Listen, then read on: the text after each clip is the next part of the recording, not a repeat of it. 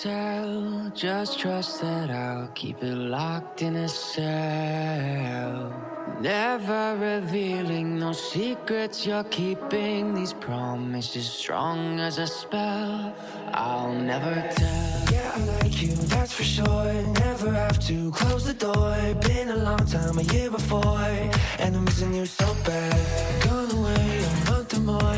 Every show I go before, need to hear that voice, cause right now feels like it's been too long. I could never let you go on thinking about those secrets true. And I would never bet the world that I would find anyone like you. I'll never tell, just trust that I'll keep it locked in a cell. Never revealing no secrets you're keeping. These promises strong as a spell. I'll never tell. It's true, it's true, it's true, it's true, it's true,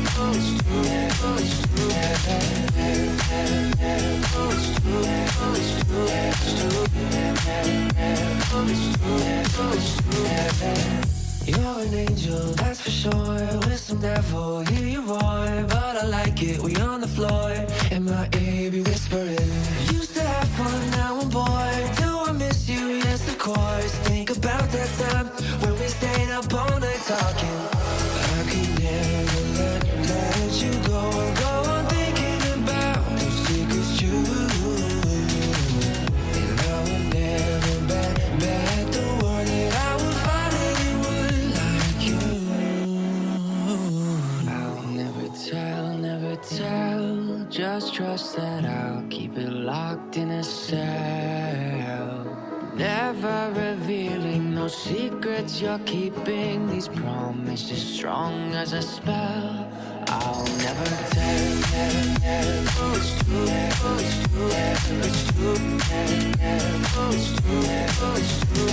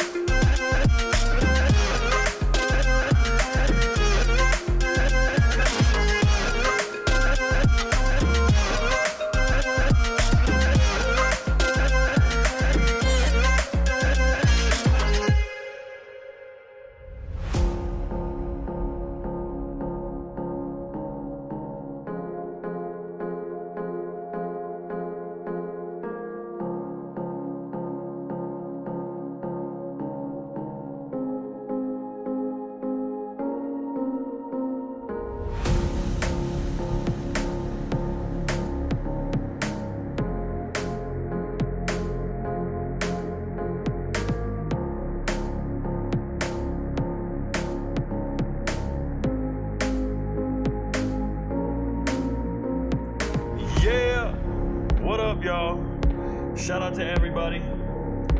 We got to kill that music real quick. I'm over here grooving. I'm grooving every time the show starts. I'm talking to the losers on TikTok. Shout out to them. Hey, shout out to you, YouTube. Thank you guys for being here. I'm RicoKnows. The light's on me. You can see the gray in my hair. That's just wisdom coming out. So, we are doing what we do best. Today we are talking about the SEC and the Sunbelt. Yes, I wore my South Carolina t-shirt. No, I'm not a South Carolina fan of any sort. The shirt was on clearance. If you know I'm a baller on a budget, I never do anything too crazy. I never overextend myself. And a lot of that has to do with the fact that I never want to borrow money. I don't have credit cards. I'm not in debt. I borrow no money. I'm just sitting here stacking, bro. I'm stacking paper like it's, I don't know, bro. I'm stacking bricks like it's Legos. I'm letting you know. People ask me, hey, Rico, how do you know so much about sports? Well, firstly, it's my job. It's not a hobby. I'm all in every day, all day. And I can retain more information than anybody. Got it. But I'm also not alone in this. I want you guys to know I don't have people that work for me. I do have one employee. Shout out to the beautiful Kim Jones. The beautiful Kim Jones. I told her last night, sweetie, you got that Face ID, Face ID. That's what I told her. She got that Face ID. You guys know when you try to unlock your phone? You got to use your Face ID. Kim's got Face ID. If you don't have my face, you can't get inside me. That's what Kim says.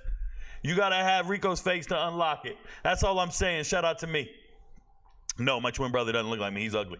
Anyways, like I was saying, it's not just me. MVPs come through in the clutch. The MVPs watch all the news and send it to me and keep me informed. I don't even have to watch the news.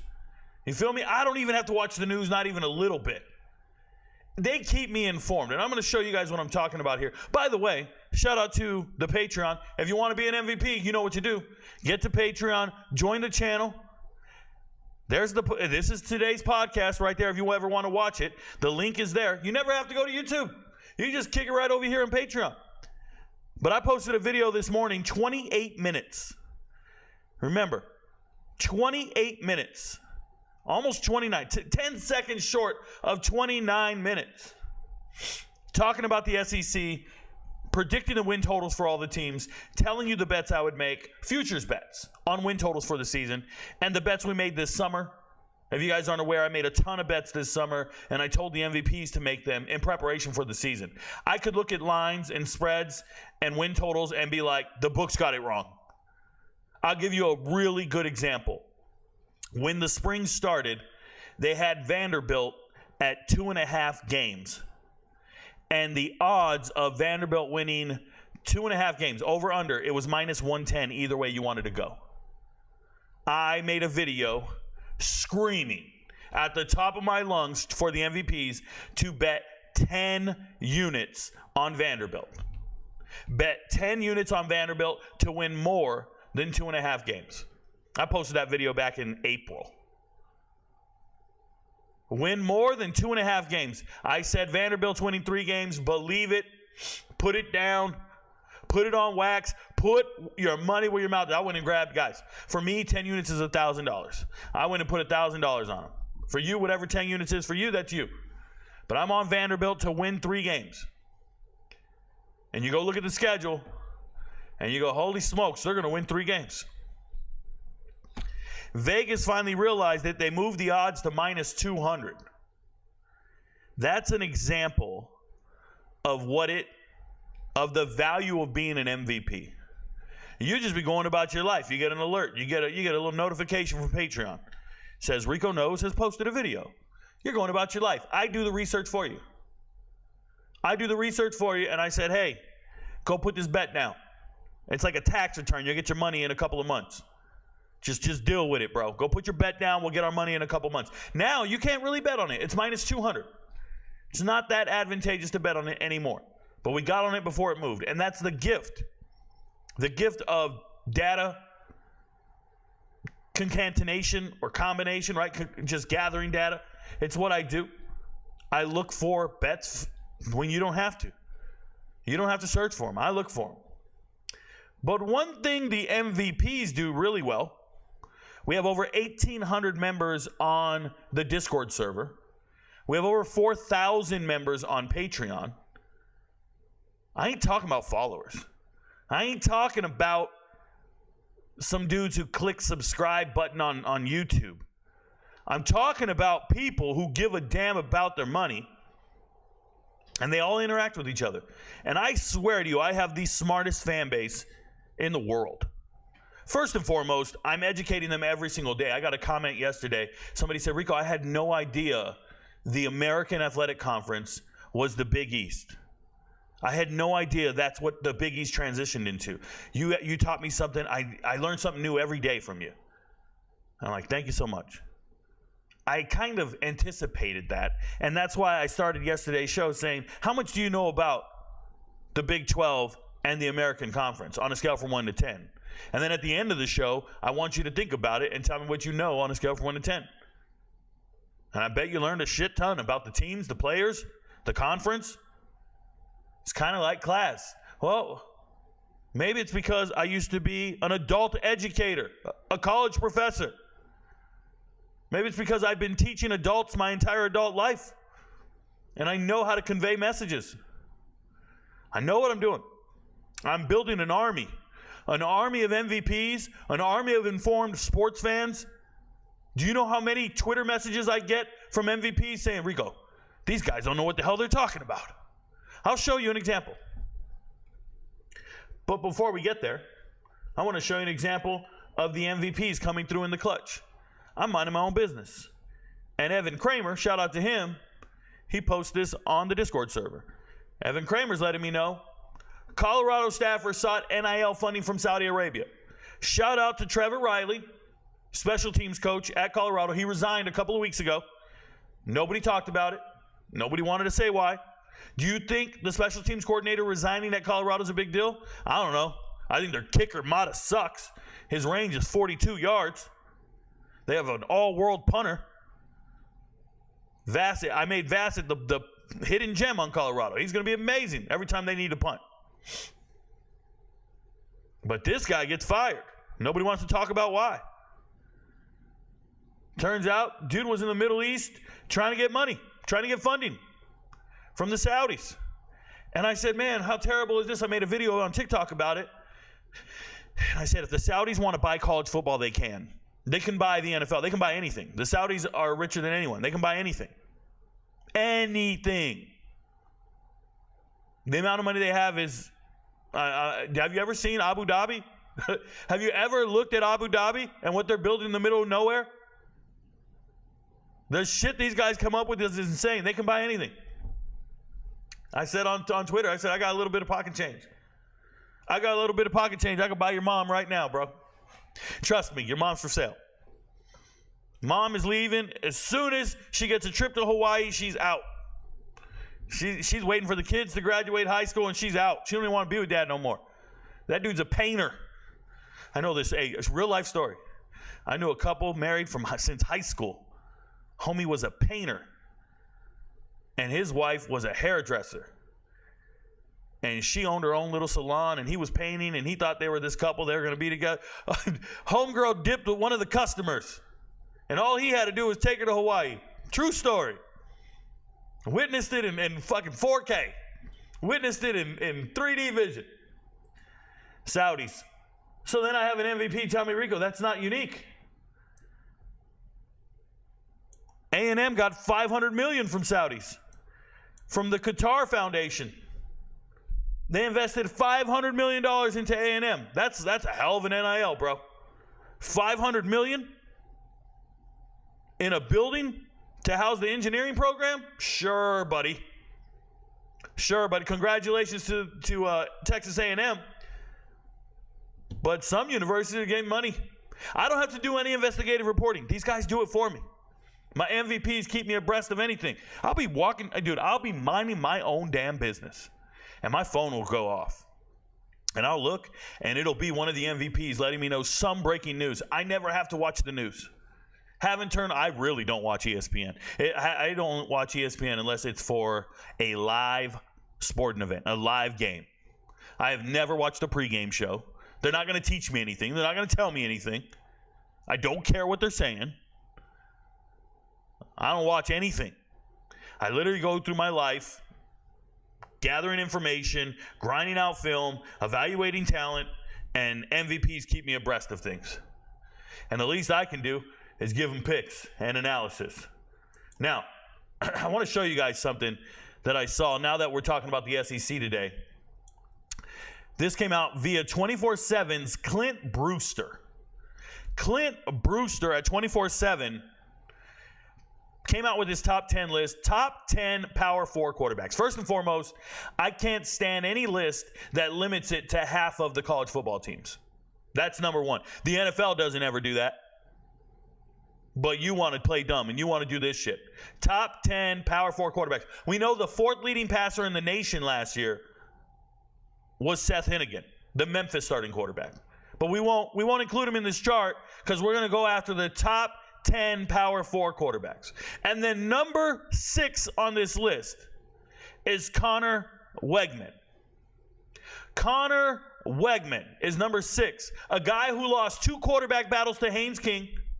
That's right. Haynes King competed with him for the starting job, and Haynes King beat him out twice. 2 years in a row. Now, he didn't keep the job, injuries, a whole nother whatever. But when they went to practice and they tried out, Connor Wegman lost those battles. So what did he do last year before the injuries?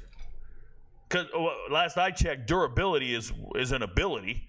That's number one. But before the injuries, he lit up. Absolutely lit up. Oh, no, this was 2 years ago?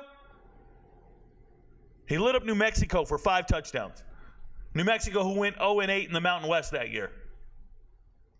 He lit up ULM for another 2 touchdowns. Lost to Miami. And then he threw, I think it was 8 touchdowns. So it was ULM, New Mexico, 8 touchdowns, 0 interceptions. Oh, and it was Auburn.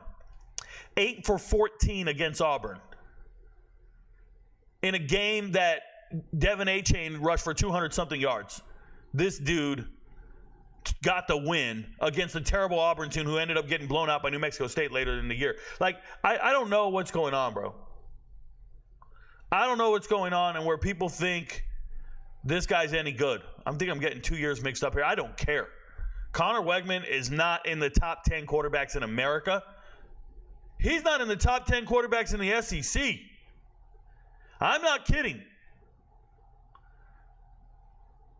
Top 10 quarterbacks in America, they put all these guys up here, and I'm going to tell you why they did this.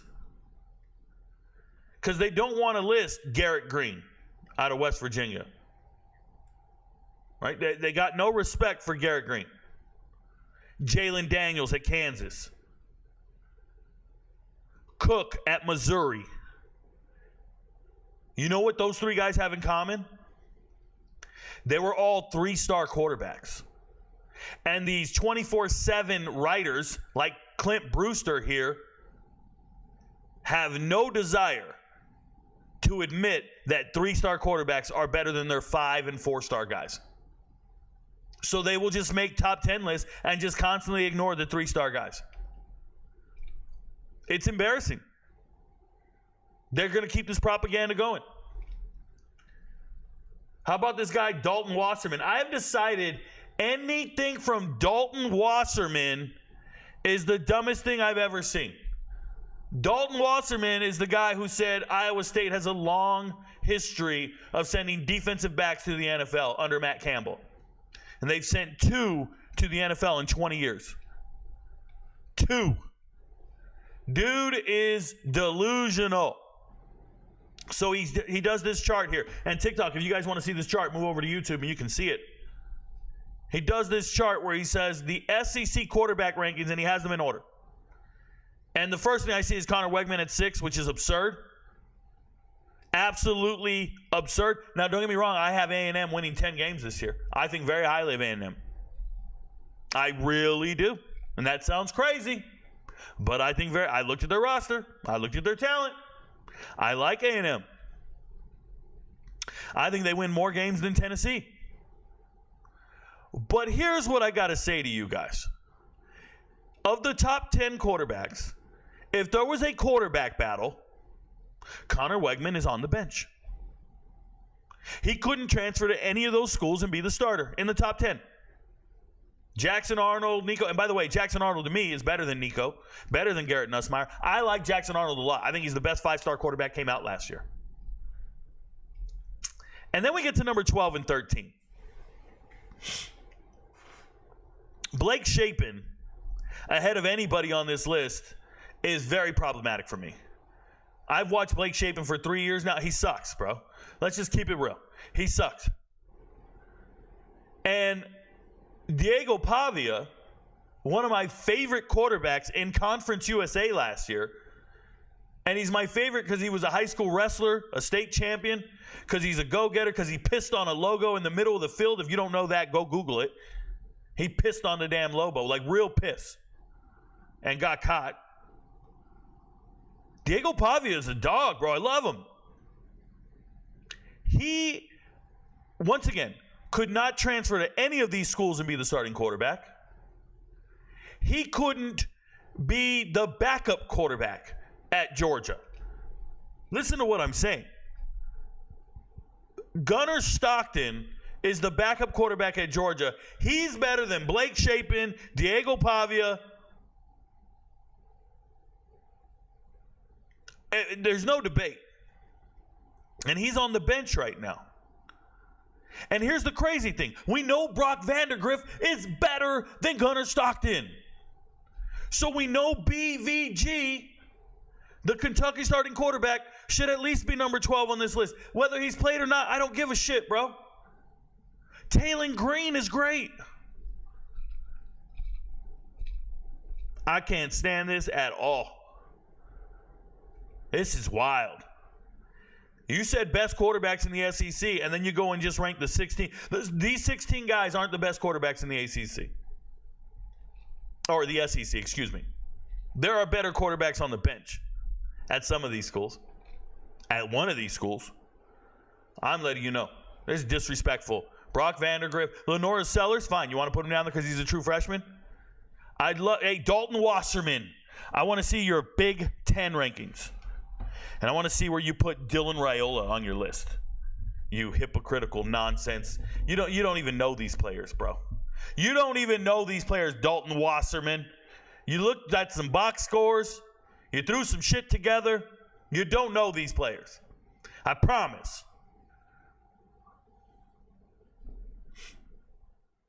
You got a long history of sending players to the NFL. See what else is in the news. Excuse me.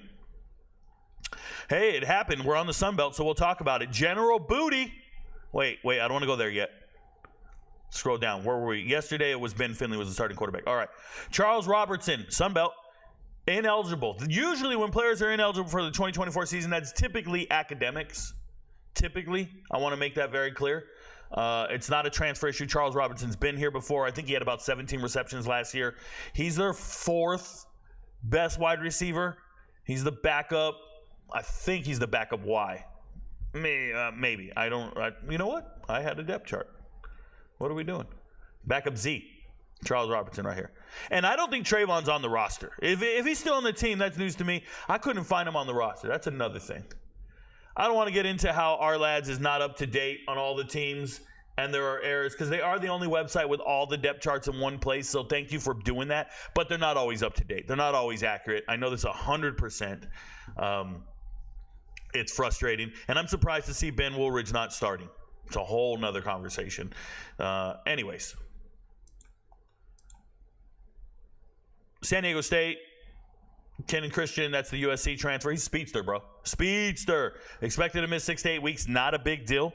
They already have Marquez Cooper, former back-to-back 1,200-yard rusher out of Kent State, and he just transferred in from Ball State. So they still got a little beast-ass running back. Shout out to Quez Coop. He's a proud father and a beast.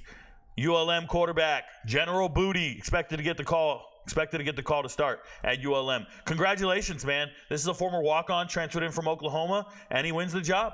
For a brand new coach in Brian Vincent, way to get a player that can come out here and make your team better, and they're going to give him the job. This is crazy. SMU running back Velton Gardner transferring to Texas. Okay. We have injury problems at Texas, so some kid leaves SMU to go to Texas. That just sounds weird. Texas didn't want you, bro. I don't think they recruited you out of high school. I don't know what that's about. Hopefully return in October. Carlos Hernandez. Cade McNamara is leading the quarterback battle. Okay. We heard this one before. Sure. I like Sullivan. Don't let Cade mess up. Sullivan wins the job. I like Sullivan better on tape. I was looking at the transfer portal last night, and this is where we go. If you ever want to get really good, accurate transfer portal stuff, obviously keep checking Twitter like crazy, the players' profiles. Excuse me one second.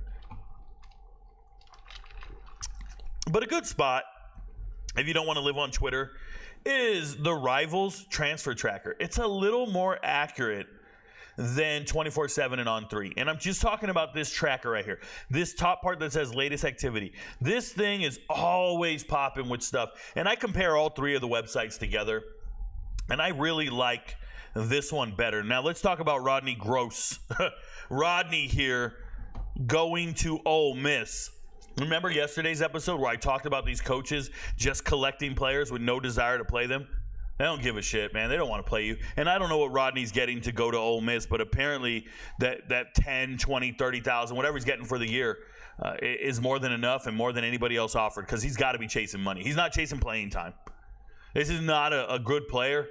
Doesn't belong here. When he started his career, I believe, at Mississippi State, if I remember correctly. Transferred to Arizona State. Didn't really do much there. Ended up at a JUCO. Bounced back from the JUCO. Went to UTSA. Absolutely no impact last year at UTSA. And I'm talking less than 20 tackles on the season. You can't play at UTSA. Then you go ahead and magically transfer to Ole Miss. The guidance here is absurd. You're the fifth linebacker for Ole Miss. Is that what you wanted to be? The sixth linebacker? Like, you're not in the games. They just got you. You're an extra body at practice so nobody else gets hurt. You're a hitting dummy, bro. You're a hitting dummy. I can't get down with that move. That's just the weirdest, dumbest. I don't know. Before I get into the SEC stuff, I'm going to jump to the chat, and then I'll discuss the SEC rankings here. But let's go jump to the chat and see how you guys are doing today. And remember, if you got any questions, comments, concerns, whatever, all you have to do. Did I not put the right chat bar up? This doesn't look right. That's yesterday's chat. Give me a second here. That shouldn't be there. Boom. Sorry, you guys can watch the sausage being made. That's real. And there we go. Shout out to the chat. Interact. Roll that thing. All right. Shout out to you guys who became MVPs. And we have Eric Carroll. He became a minion. I hope he becomes an MVP. I hope it wasn't a misclick and he wasn't just trying to support the channel. Yes, you can be a minion. You can be a roughneck. That's like $1 or $5. Obviously, MVP is $25 a month, and you get all the premium data on the channel. And if you wanted to do it on Patreon, you get all the videos over there as well. They're the same. Patreon, YouTube, the same. So shout out to Mr. B up there. He's been an MVP for a while. And then Andrew Nelson just got the MVP package. Congratulations. Thank you so much, guys. Thank you for being MVPs. You guys make my life possible. I really appreciate you. There's Steve. Steve with the wrench. He says, welcome in. Please keep the questions related to the SEC and the Sunbelt. Please hit the like button.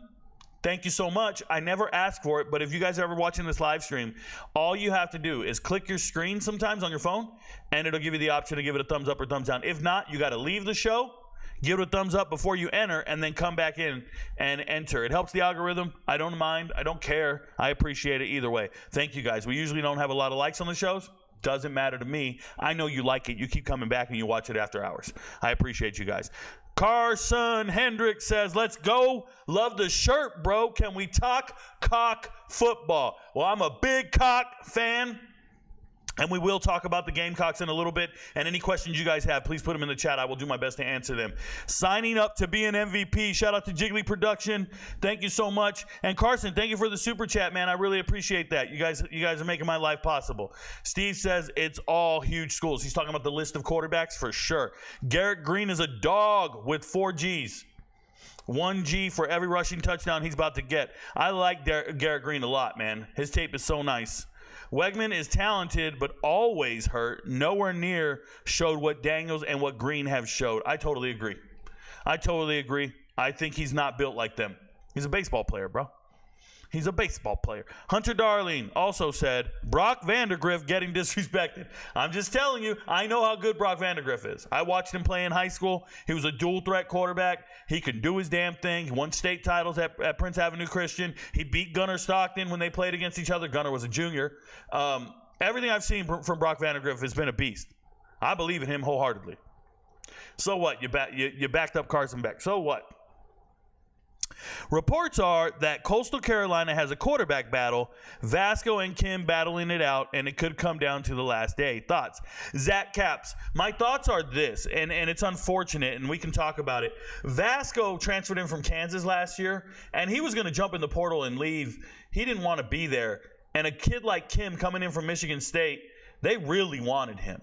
And I don't know if Vasco just doesn't perform well in competitions in practice, but he's going to find himself on the bench, and he's going to be frustrated again and wish he left. And Kim is just, tough, man. He's here to do the damn thing. So shout out to Noah Kim. It doesn't matter either way who wins the quarterback battle. I want to tell you guys, I was doing my analysis, and I haven't told the MVPs yet, but Coastal Carolina has the potential for an upset. And I know no one's going to agree with me. I know they're not. In the first game of the season, I think they played Jacksonville State week 1. And I'm sitting around going, hold on. And it looks like the cupboard's bare. They just lost Jared Brown to South Carolina. It just doesn't look good, right? But hold on. I'm telling you, it's weird. Shout out to you. More Coastal Carolina news you might not know. Sophomore DeAndre Coleman said he had to quit for the year due to a medical condition. Clinton Anakororu, who had 23 total tackles, 2.5 sacks last season, is in a boot. Thank you so much, Zach Capps. I really appreciate that. Yeah, insider information like that always pays off. I typically know most of the information on teams when I go look for it, though. But before I make a decision, I go deep dive on a team. So I might not know it right now, but I would come across that information if I was to make a decision on the team. So I do appreciate you. Thank you so much. Moody says, Rico, any advice on building a community and business like you? I respect what you do and wanted to do something similar with a different niche. Oh, great question, Moody. Let's talk about it. And let me be candid and honest with you guys. The first thing I want to tell you is become infatuated with growth. Become infatuated with growth. And not clicks, not profits, not wealth, but growth. I have a pad of paper right next to me, right here. A pad of paper right here. Right here is a list. Every single day I'm writing down how many MVPs I have. How many MVP every single day. I track it every day. I have spreadsheets that I create tracking everything. I'm so enamored with growth. I'm so inspired by growth. I would tell you that content wins out. Whatever you're doing and you think you're doing well or you think you're good at it, you're not. It takes 1,000 reps to be good at it. Whether even making videos, like right now, people are watching my podcast, and I've had people say this to me: your graphics are low budget, you don't know what you're doing, this doesn't look good, this doesn't look. Guys, I got a text this morning from somebody who sent me the greatest intro ad or video for my show. He sent me like 6 of them, different versions, different things. And he sent me his intro to his show. It's got a rap song on it. You just got to buy the beat, pay this, go to this studio, do this, do that. I get offered so many different things. And none of that matters. After they told me the price and what they were looking for, I was like, oh, well, thank you. I'll just keep going. And the reason I bring this up is because I need you guys to understand that none of it matters. What matters is the content. What matters is the delivery. Are you captivating when you speak? Do you speak clear, concise, to the point? Do you captivate an audience when you speak? Like, I had 20 years to master this craft of talking to people. I do a live stream for 6 hours every night on Saturday watching UFC fights. 6 hours. Who can talk for 6 hours and hold an audience? That's a gift. So I just want you guys to understand that it takes practice, repetition like crazy. It cannot come to you easily. Like I was just bragging. You know, some people will look at me and be like, man, I want to do that. That guy didn't ever have to even leave his chair. Look how much money he made and all this stuff. And it's like, guys, I put in 20 hours a day for years upon years before I ever made profit. Like I have 1,000 videos you guys have never seen. They're all hidden. They're all, I hid them all. They're all private. And then there's another 1,000 videos last year you guys didn't pay attention to that I made. And I can go back and look at them and they have no views on them. 2,000 views, 1,000 views. So when you're making content, like I tell people, make content. You want to get better? Make content. Make content. Make content. And they'll be like, okay, I'm on it. And then somebody will make like a video and they'll wait like 3 days. They'll make another video. They'll wait another 3 days. They'll make another video. And then they won't make a video for 2 months. Why? Something else came up. They got busy. Not me, man. I made 20 videos a day. 20 videos a day. And now when I look back on those old videos, I cringe a little. I'm like, oh, that wasn't good. I can tell when it's an older video. It's not as good as it is now. It's just like a music artist. A music artist probably made 1,000 songs before they ever got a record deal, or 100. And they probably thought they were making a banger. They thought they were making a platinum hit. And it flopped, and it went nowhere. And now when they listen back to their old music, they go, oh, that wasn't very good. That wasn't very good. And they get better. If you want to do this and you want to create a community and a platform, I believe in work ethic, being authentic. You don't want to cater to the masses and try to accumulate as many clicks as possible and as many fans as possible. You want to find people that genuinely enjoy your content. I only cater to people who wake up every day and say, oh, what did Rico say today? Oh, I need to go watch RicoKnows. Like they're watching Sports Center. I got to go see RicoKnows. I got to see what Rico says about this. Something breaking news, instead of checking to see what Adam Schefter says or some of these other guys, like, I got to go see what Rico said. That's who I'm catering to. You know, somebody asked me just yesterday on YouTube, it's in a comment under one of the videos, a guy wrote, hey, Rico, you have 20,000 subscribers on YouTube. I want to know why your videos only get 2,000 views. Did you buy your subscribers? And the answer is no. I didn't buy my subscribers. The reality is I talk about 134 different teams or 134 different topics. And there's a pocket of fans for each topic. So if you're a Colorado fan, you only click on the Colorado videos. If you're a USC fan or Georgia fan, you only click on those videos. So when I make a video about Louisville, it probably only gets 400 views because I probably only have 400 Louisville fans. But I don't care. I will not be a beat writer page or a fan page for one particular school, one particular conference, because I know there's no sustainability in that. I know there's no profit in that. When you talk to those content creators who talk about one specific little niche, they don't make nearly the revenue I do. They don't have nearly the staying power I do. And I'm not using them as competition. Never let somebody else be your motivation to be great. Like, never let anybody be your motivation to be great. I used to create my platform, and I would see another page, and I'd be like, wait, I want to be better than them. That's my motivation. Well, what are you going to do when you pass them? What do you do when you surpass your motivation? You then lose motivation. So I don't care who's out there, who exists, they're not my motivation.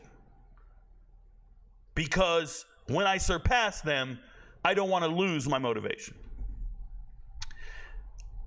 I think it's hard work. I think there's no shortcut.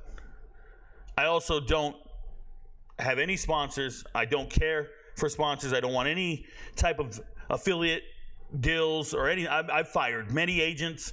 I've fired many financial. I fired everybody, bro. I don't care because I know what my goal is and I know where I'm driving towards. So that's just how that goes. I know where I'm great. There's a kid named Young Fella in here, and it appears he's not a fan of the channel. He just came to the wrong channel. And that's unfortunate because he won't be here anymore. We won't get to see what he has to say anymore. And that's the reality of the situation. You just cut off anybody who doesn't rock with you. You don't need them. You're going to be great without them if you just keep driving forward. So if you want to make a platform like this, it's hard work. Remember, I work at this literally 16, 20 hours a day. I really do. But if you told me I could be doing this for a job, I would have never believed you. And if I told you what I do for a living, you'd want to be me. Trust. And the fact that I'm really good at it is just icing on the cake. The fact that people really believe in me is just what it is. When I come across trolls like that on the channel, they don't exist but for that moment. They'll never be informed on sports again, and that's the nature of their life. So I appreciate you asking the question, Moody. My answer is hard work, due diligence, and just remember, practice doesn't make perfect. Practice makes permanent. So if you're doing something the wrong way over and over and over, you won't get any better. You got to learn how to get better and be better. And the greatest gift of all is the ability to captivate an audience. If you can't hook them in the first 10 seconds, they're not going to watch your video, no matter what you're teaching, no matter what you're doing. That's what you have to do. You have to be competent, concise, and captivating. And you can't do that by talking hesitant, stuttering, and all these things that I see that are wrong when people create content. Remember, there's only less than 1% of content creators can do it for a living. So for anybody to try to tell me I suck, they don't like me, they don't like my channel, I don't believe you. Because when I see a channel I don't like, that sucks, I would never comment on it. I would just keep it moving. I would just change the channel. You ever been watching TV? You're like, oh, I'm just changing. That movie sucks. I'm on. You don't sit there and watch it and then talk about how bad it sucks and then go online and talk about how bad it sucks. You don't do that. So don't ever let that shit define you. You just keep rocking. You'll find people who rock with you. Now, you can't get discouraged if you don't get traction. I don't know what to tell you, but I can tell you that I feel like I was always destined for this. Obviously, I'm a great public speaker. I've been public speaking for the last 20 years in the military, in front of huge auditoriums, in front of everybody. I've always been that guy, the narrator, the guest speaker. I've always been that guy that speaks at conventions and events on behalf of the organization because I can articulate and think while talking. I'm a freestyle rapper. I can just keep going and think while I'm going. I'm fast off the cuff. That's a gift. I've always had it. Shout out to my pops. I think we got it from him. We have the ability to talk. It's real. So you got to have that. You got to have the delivery. If you don't have that, nobody's going to want to hear it. Shit you got to say.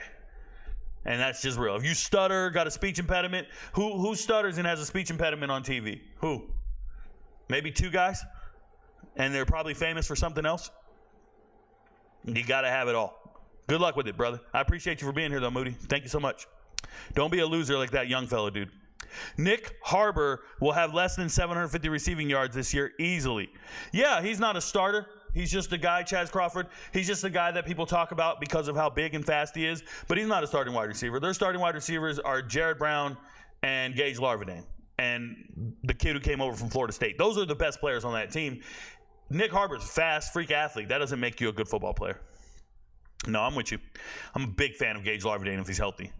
Haven't missed a podcast yet. Thank you so much, Chemo. I'm out here itching for some college football. RicoKnows. Thank you so much. Yeah, I look forward to it every day. I'm right there with you, Chemo. I haven't missed a podcast yet. You know how excited I am about my transfer portal podcast that I did all summer long. If you guys are junkies for some football knowledge, go to YouTube, click on the live tab. There are transfer portal videos where I talked about every single transfer in America. In every single episode, I talk about every transfer in America. They're sorted by position group. You want to learn about all the quarterbacks? There's videos for that. There's like 5 different episodes. The running backs, the wide receiver. I'm really proud of that. The offensive linemen, the defensive line, everything. You can learn about any transfer in the world. I'm so proud of that stuff. Thank you for being here, Chemo. I appreciate your support, brother. William Oakley says, UTSA transfer Texas. Trey Moore is a stud and will help the defense losses. Has the potential IMO to be one of the best edges in the country. So, shout out to William Oakley. I don't know if you're active on the channel, but I want to tell you that Trey Moore, for me, is the very best player on Texas. Like, if you were evaluating the talent at Texas, regardless of position, Trey Moore is the best player at Texas. I've been saying that all summer. Trey Moore is top 5 best players in college football. There's Mykel Williams at Georgia, and then there's Trey Moore. And I can't think of anybody else. Like, those are my 2 guys, my 2 go-to, like, seriously, the best I've ever seen. Or at least the best I'm seeing this year. Those are my guys. I hear all the draft talk about Pierce and Travis Hunter and a bunch of other dudes. I don't care about none of that. Mykel Williams and Moore. 2 best players I've seen on tape. Legitimate NFL players in college football right now. Those are my guys. And when the draft process comes up and they come out with mock drafts, I'm not changing my mind. Those are my guys. We'll see how they play this year, but that's 1 and 2. That's real talk.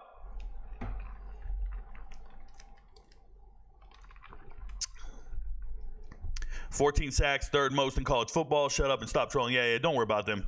Young fella never talk to the trolls, bro. We just ignore them, block them, and keep it moving. Cello says, real MVPs like the authenticity of Rico. Damn the glitter and BS. Thank you so much, Cello. I take pride in being authentic. I'm always accessible. I have tried to respond as often as possible. I interact with the MVPs daily, all day. If they have any questions, needs, concerns, anything, I'm here for them. They're here for me. They made my life possible. I'm good, bro. And it's a whole mob of people, and I rock with them on the Discord server all day long, every day. That's just who I am. I don't provide picks every day. I'm not that guy. But I do provide analysis at all times. Jacob Sparks says, Rico is my Schefter. Thank you so much, man. True story, Shefty has me blocked on Twitter. He has me blocked. He blocked me. I attacked his credibility. He blocked me about 2 years ago, to be honest. So it is what it is. I once provided a screenshot of it.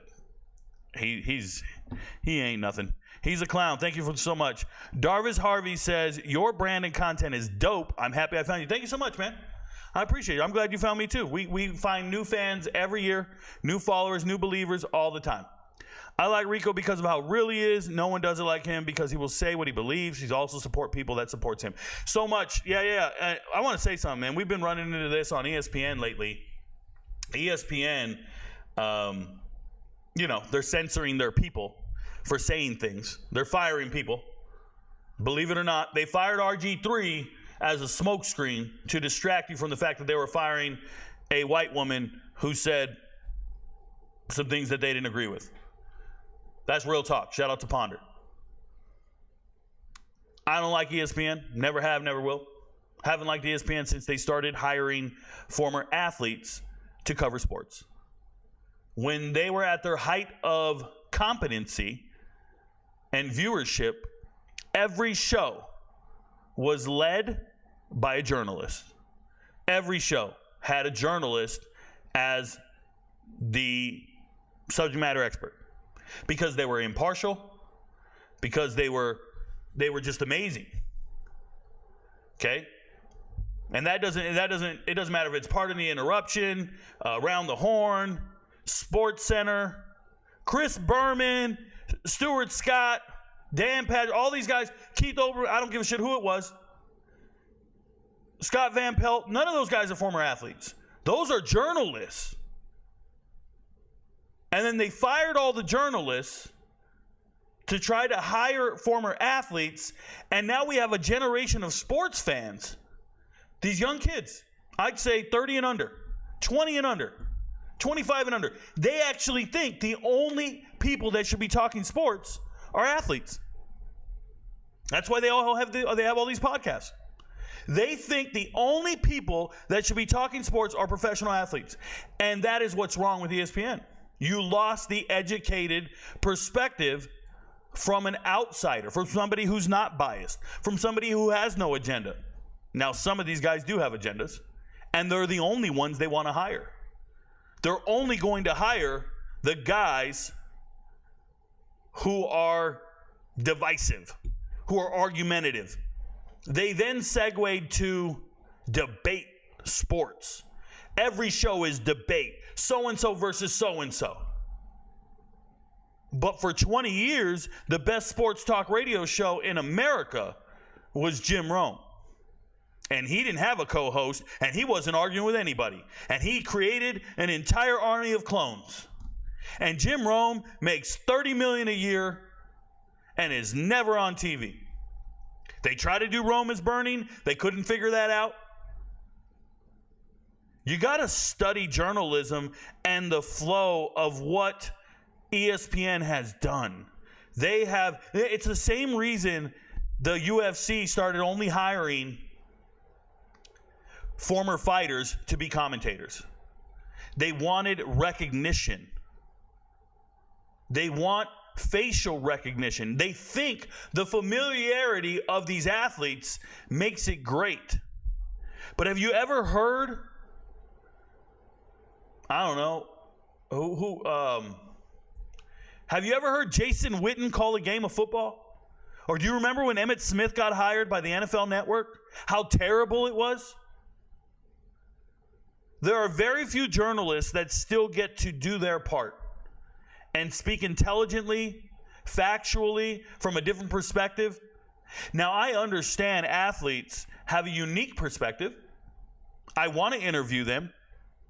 I want to interview athletes the way I want an athlete's perspective when I ask them a question in the locker room. I used to go into locker rooms with a tape recorder, and I would interview the athletes, right? When I was a sports writer, I would interview the athletes. Nobody wanted that athlete to write the story that night. Nobody wanted that athlete's column. They wanted my perspective on the game and my assessment on the storyline. And I would get emails every single week because I was doing high school football and college football. I would get emails every week. And this is the early 2000s. You get your own fan base as a writer. And we have marginalized journalism that nobody wants to buy a newspaper. Fine. That doesn't mean we want to hear from athletes and only athletes. I think it's a unique thing when you have a panel, but I want you to think of the most competent people on the panels of College Game Day. It's a guy named Fowler. You feel me? Like the guys who are actually hold the show together and do the best at hosting are the journalists. It's the Al Michaels of the world. Mike Tirico. When you start thinking of excellence from sports commentators, it isn't Tom Brady and Peyton Manning. And sure, the kids want to watch the Mannings talk about the game, or, Pat McAfee in another room and talk about sure, you want to watch that shit. I hear you, bro. It's because you weren't raised on actual journalism. You weren't raised with journalists on the TV. Scott Van Pelt will talk about some real shit at midnight. He'll blow your mind when he starts talking. Stuart Scott. But now I got to hear Kendrick Perkins talking sports. I'll never watch that shit in a million years. Never. Those aren't journalists. I don't even know if they got degrees in journalism, sports broadcasting, whatever it is. ESPN went downhill when they started doing this. And now they don't know how to reverse the wheel. They don't know how to go back from it. And the young fans don't know any better. That's all they prefer now. They prefer utter ignorance. They prefer debates about who's the best basketball player, Steph Curry or Magic Johnson.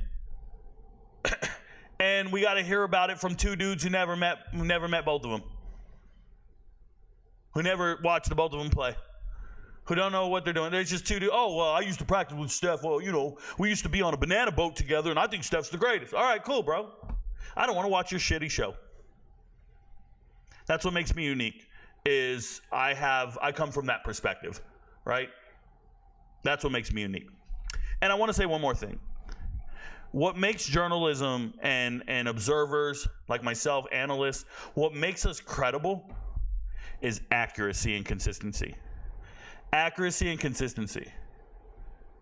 Some people will be like, well, why should we listen to you? If you ask that question, you don't need to be in the room. You don't need to be in the room. You don't even need to be watching me. Go back and watch whatever it is you're watching, because you don't get it. Accuracy and consistency. You think all these MVPs are in here right now because I'm lying? You think all these MVPs are in here because I'm losing them money? You think it's a big fucking propaganda? No, man. It's amazing. I'm accurate. I'm consistent. And when we miss together, and we dust off and we go, hey, we got this. I know one thing. It's like a relationship, bro.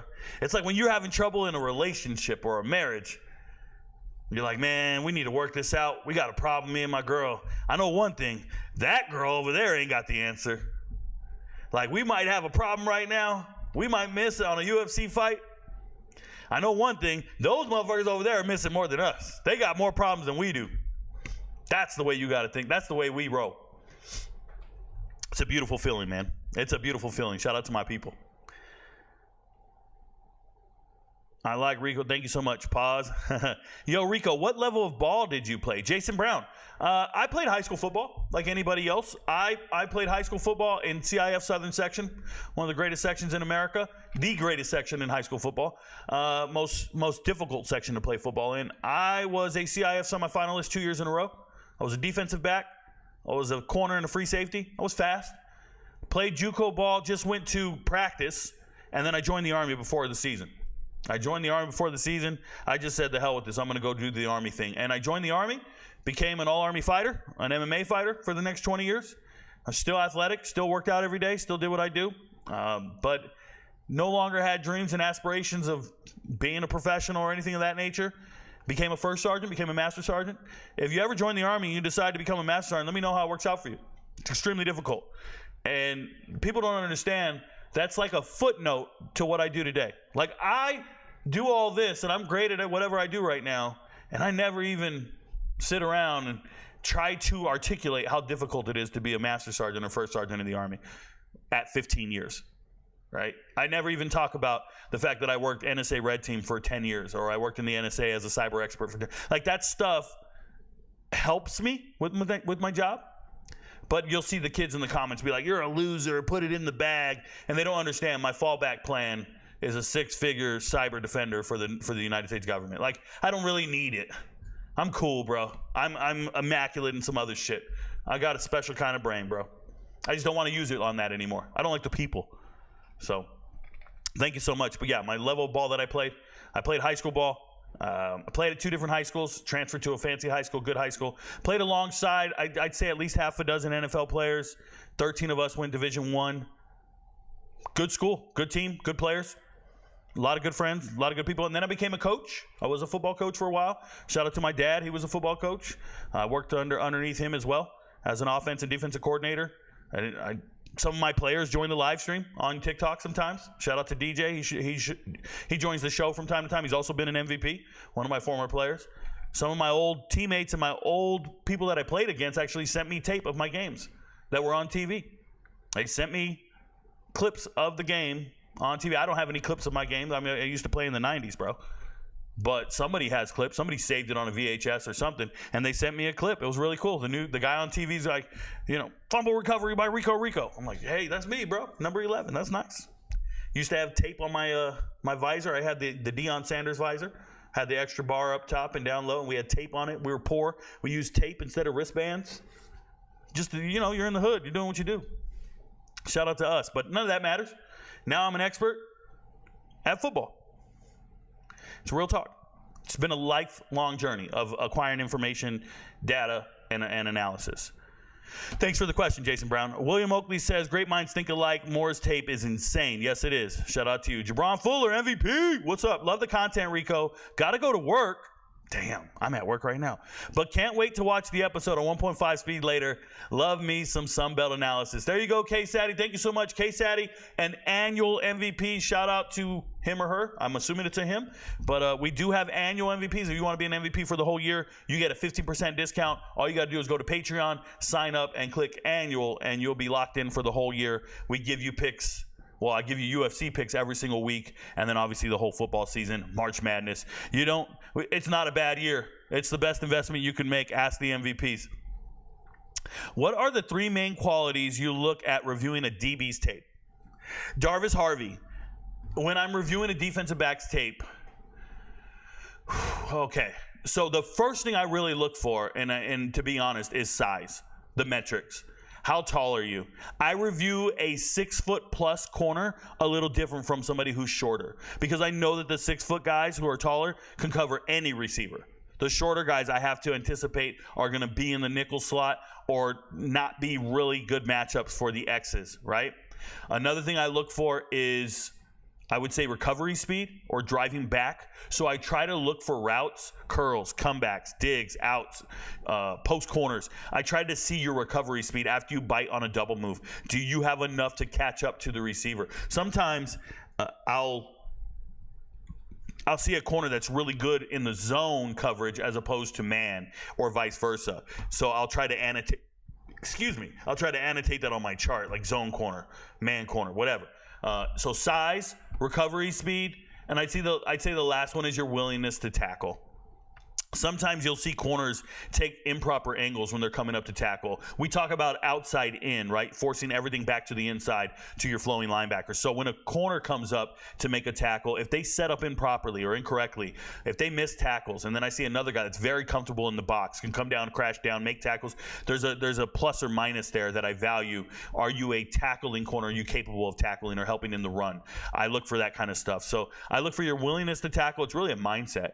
And then I look for your recovery speed, your size. Those are pretty big ones. Some other things that I look for are maybe not pre-snap reads, but your ability to disguise your coverage. I think it's pretty cool. Sometimes I'll see a guy rolled up into the flats, and I'll read it pre-snap as a cover 2 match or a cover 2. And when I say cover 2 match, that means the corner in the flats goes with the receiver if they leave the flats, like if they run a fade or something. So I'll read it a certain way, and that means they're giving the quarterback a certain read, right? I will read it that way, and then when I hit play on the play, I'll see them shift and change ever so slightly, or they won't even shift and change. They'll just go through the play, and I won't see the match. So, for example, if you see cover 2 and you read it cover 2, you think you can hit that window between the corner in the flats and the safety over the top. There's a window, a cover 2 window you think you can hit as a quarterback. But if it's match, if it's cover 2 match, that corner actually drops with you, and that's what leads to a lot of interceptions.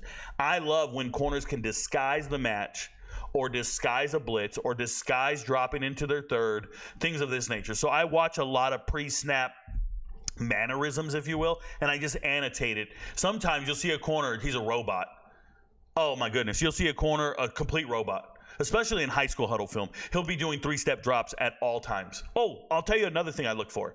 I look for football IQ. And the one thing I can tell on football IQ is down and distance. Does this corner's coverage change depending on the down and distance? Is it 3rd and 5? Is it 3rd and 12?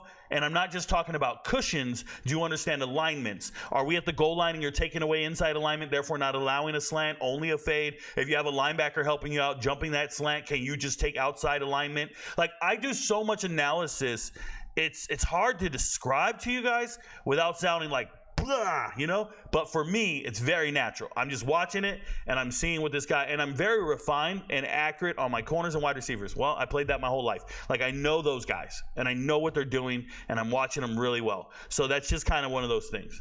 So when people ask me, what do you look for? It's everything. And I try to identify how many boxes you check, if you will. Do you check all the boxes? Are you complete corner? Or are you just a pass coverage corner? Do you struggle in coverage and you're helping on the run? Are you built to be a strong safety as opposed to a corner? Something like that. So thanks for the question. 3 main qualities: metric, size, recovery speed, and willingness to tackle. Probably my biggest 3. Damn, that makes sense. Shout out to Diego's different. I'm not sure what that meant, but I'm with you. All right. Jabron Fuller says, thank you, Rico. These athletes and this damn you do it attitude. Who would these athletes be without fans? Well, they'd be fast guys at Costco. They'd be fast guys at UPS. I don't know. If there was no sports without fans, like fans pay the salaries, yeah. They just be athletic dudes doing your job. Rico, I'd a network called Would You Work for Them? If so, which one? Oh, if a network called. So, a little transparency here. I have an agent who reaches out to the networks, obviously not on my behalf. He's just trying to obtain deals and then see if I'm interested, and then he gets a cut of the deal, that kind of deal. There are certain companies I'm interested in, certain ones. I would tell you it'd probably be most ideal if I could work for Outkick the Coverage, The Volume, Colin Cowherd's company. It's worth like $100 million now. Some of these other startups that I really like, there are gambling companies, Prize Picks, Underdogs, all those guys, right? Here's the difference between me and all the people that get those sponsorships. They ask for a cut of my profits, and I don't need them.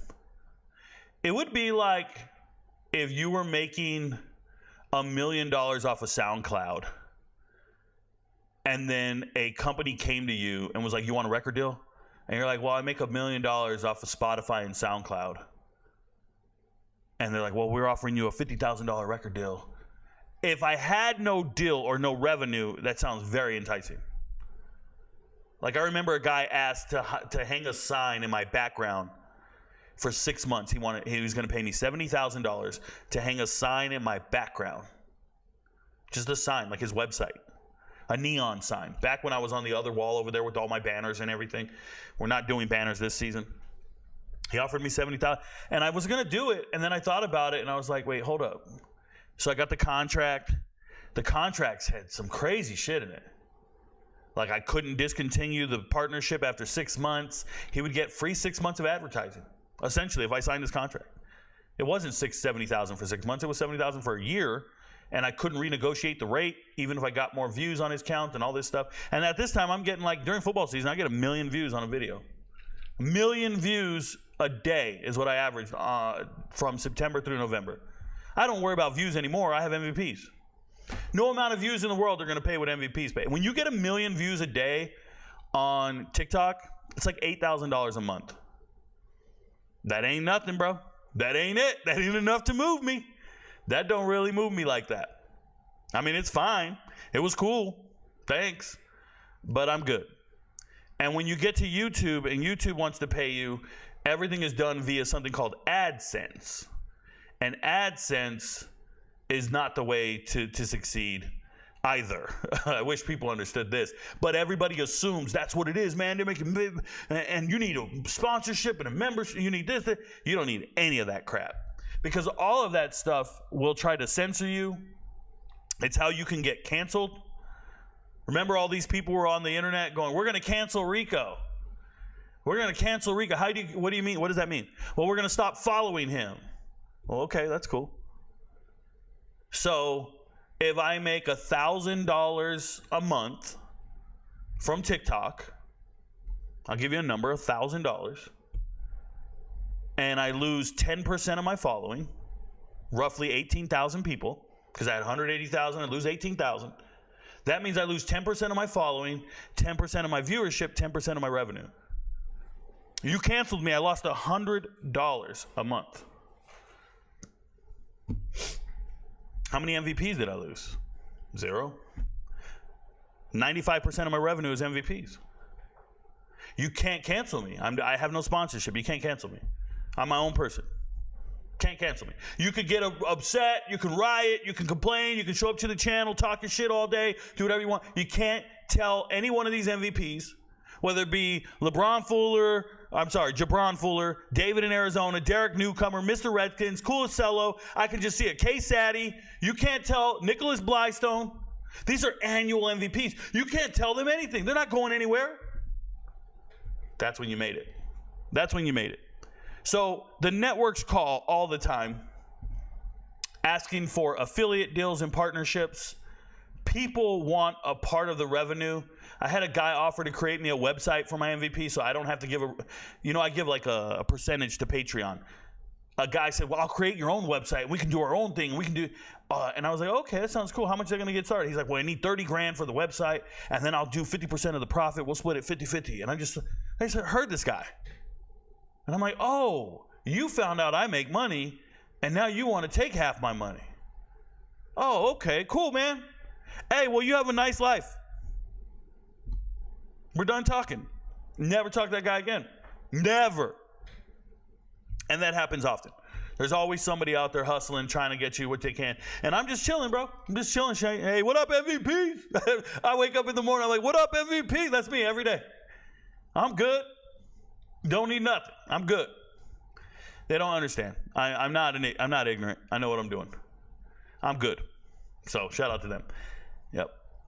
Anyways, yeah, if a network were to call, who would I want to work for? Outkick the coverage, the volume. Only two I'm really interested in. The rest are all kind of just a waste of my time. And the reason I say that is because the rest would try to neuter me. They would try to censor me and tell me what I can't say. Tell me I can't make a video on this or post this or say this. Like everybody's just kind of, and I've had this interaction before. My agent called me and was like, hey, Rico, can you hide that video, put this down, take that? No. Can you get a life? Fired him on the spot, bro. You try to censor me, you get fired. Oh, can we talk about this? Nope. You should have knew my temperament. You should have known who you're dealing with. And you back me, bro. You rock with me. You don't come in here to do this. This ain't no PR stunt. I'm as real as they come. You never censor me, bro. Everybody thinks I flipped on one of those videos. Oh, Rico, you changed your tone. And nah, bro, I didn't change my tone. I'm being sarcastic as hell. You go back and watch the video again. I'm sure they're on their way to practice at 3 a.m. Facts, Jim is the OG. I'm not sure who Jim is. Jim is the OG. Don't know where that's coming from anymore. I apologize. When you guys write like that, you got to be more specific. By the time I get to it, it's 30 minutes later. I don't know what you're saying. My bad, Mr. Redskins. Rico, thoughts on where Texas State finishes in the Sunbelt? We're going to get to that, Derek Newcomer. It's coming up on the show. Once I'm done talking about the SEC, we'll move over to the Sunbelt. Full disclaimer, I initially had Appalachian State winning the conference. Then I changed my mind. So there you go. Hey, Rico, shout out to pagers and tape recorders. Oh, snap. That's right. He's talking about Jim Rome. Got you, Mr. Redskins. Jim Rome. Shout out to you. Yeah, he's talking about shout out to pagers and tape recorders. Back in the day, man, that's how you got through. You had to have a tape recorder. You had to record it, and you had to get it accurate. You go back. If you wrote shorthand, a lot of us would have like a little notepad, and we would write our notes, and we'd interview the players on the field and all this. Man, I'd get back to the office because, you're writing for newspapers. You write at night. So the game ends at 9 or 10 o'clock. You drive back to the office, and I would get to the office, and we had our own printing press in the back of our office. Shout out to the Desert Sun. And I would get to the office. We were upstairs. I get to the second floor, get to my desk, whip out the pad. Couldn't read anything. I'm out here making up quotes. I'm like, you can't make up a quote. Technically, you cannot make up a quote. I'll be changing words, bro. I think he said this. Couldn't remember. So after about a month or two of doing that, I said, I got to get a tape recorder. And I couldn't afford one. Writers don't make a lot of money. I couldn't afford one. My boss got me one. When I start watching you, I stop watching ESPN. Jalen Roan, you know what's up. Thank you so much. Hold up. You have Magic over Curry, and you're crying. Jason Brown, yes. I have a 6'9" point guard who can pass all over the place over Curry all day. The defense alone has Magic over. The only thing that beat Magic was AIDS, bro, and it didn't even kill him. You better stop playing with my boy Magic. Irving Magic Johnson, 5 NBA titles, played center when it mattered most. The point guard moved to center. Curry couldn't do that in a million years. You want me to be excited about these threes he's letting go from the logo? Come on, man. Magic had us on the court. We were all trying to do Showtime. Behind the back passes, running, finger rolling, all kinds of shit, bro. Come on, man. Don't do that. Magic is the greatest point guard of all time. Shout out to Steph Curry. Just give the show a week. It takes a bit to get it. Trust me, folks. Hey, thank you so much, Steve. This is very true. My show is not for everybody. Some people watch the show and they'll be like, man, why is this guy talking so much? When is he going to talk about the teams? When is he going to talk about this? Bro, immerse yourself in the content. We're going to be here. This is what we do. 83% is enough to follow someone on locks. Thank you so much, Nicholas Blackstone. I am 83% and a half on MVP on UFC fights. Yes, and that's true. We're not making up. So I write that every time and somebody goes, cap. There's no way. That's cap. That's got to be a lie. Dude, every pick is in 4K. Every pick is there. Posted in a video on the server. There's no line. You go back and do all the math you want. You go back and do all the check it all. There's transparency is here. I had a guy ask me, what was your record last year? So the guy asked me today, what was your record last year? I'm like, bro, become an MVP. Go watch, bro. Go figure it out. Whatever my record is, MVP should have a better record. Don't blind tail my chart. Pick and choose wisely. Avoid all the potholes. Avoid all the misses. You could have a better record than me. Trust me, you can have a better record than me because some of this shit isn't real. Some of this is me telling you guys that I say, don't bet this. I got to make a pick, but don't bet this. Or I'm taking this value bet because it's there's a girl this weekend. She's a plus 600 underdog. I don't really think she's winning the fight, but I'm picking her. You can have a better record than me. Go pick the minus 1,000. Go for it. I wouldn't do that. That's nuts. It's nuts. What was all that going on TikTok? Diego's different. I don't know, man. I don't care. That shit is irrelevant, bro. TikTok gets none of my real videos. I've posted over 900 videos, some of them 30 minutes in length, on Patreon and on YouTube. None of the real shit is on TikTok. TikTok is for troll videos only. Troll videos only. TMZ type shit. Nothing in there is going to be a prediction. Nothing in there is going to be an analysis, a top 25, a top 10, a top 5. Nothing like that. All that is on Patreon and YouTube. Shout out to the MVPs.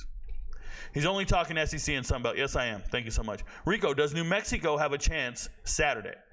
Timmy Scholl, that is an MVP level question. That is an MVP level video.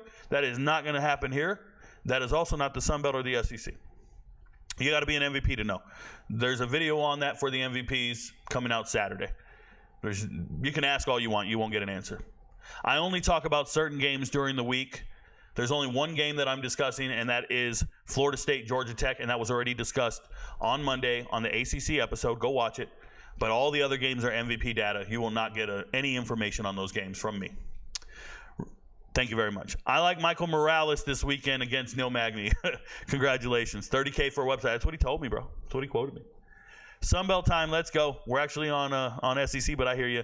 I guess what I'm really asking is, did the U.S. government intervene and pay them to discontinue their university in Qatar and further relations because they wanted access to nuclear weapons research at A&M? Oh, bro, I have no fucking... Dude, let's not do this. I don't talk about politics. I heard a comedian talking about politics today, and I usually hate all politic discussions, but if I can describe politics and give it some justice, and I think this is the analogy, Democrats are that uncle who promises to take you to Disney World, but then something comes up and you never go. That's Democrats. And then Republicans are that angry uncle who says, we can't afford to go to Disney World. We shouldn't waste any money going to Disney World. And then you find out he went to Disney World without you. Like that's the two of them. That's Democrats and Republicans. And that's that. And I just hate all politics. I don't ever talk politics. I don't care.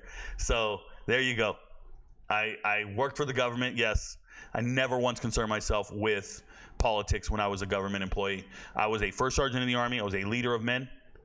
And I served under 4 different presidents, and I can just tell you that with every single president, there's a different experience. All I know is I got a raise every year. I got 30 days of paid leave, and I kept getting promoted, and I had a great life. Deployed? Sure. Went to war? Sure. Don't care. I don't concern myself with who's the leader of the free world. I just support it, and I keep moving. That's how I get down. I waste zero time on politics, bro. I'm out here doing sports. Thank you. Got my money on Liberty for the Sunbelt. That's a little crazy, Eric. Liberty is not in the Sunbelt. Liberty is in Conference USA. If they were in the Sunbelt, they wouldn't win it, just so you know. Grown men using cap is effing wild. Let me tell you, Nick, in Rico's own words, stay away from betting female fights. Some of you guys suck at it, so stay away from it, not me. I was so confused on TikTok. Don't ever be confused on TikTok.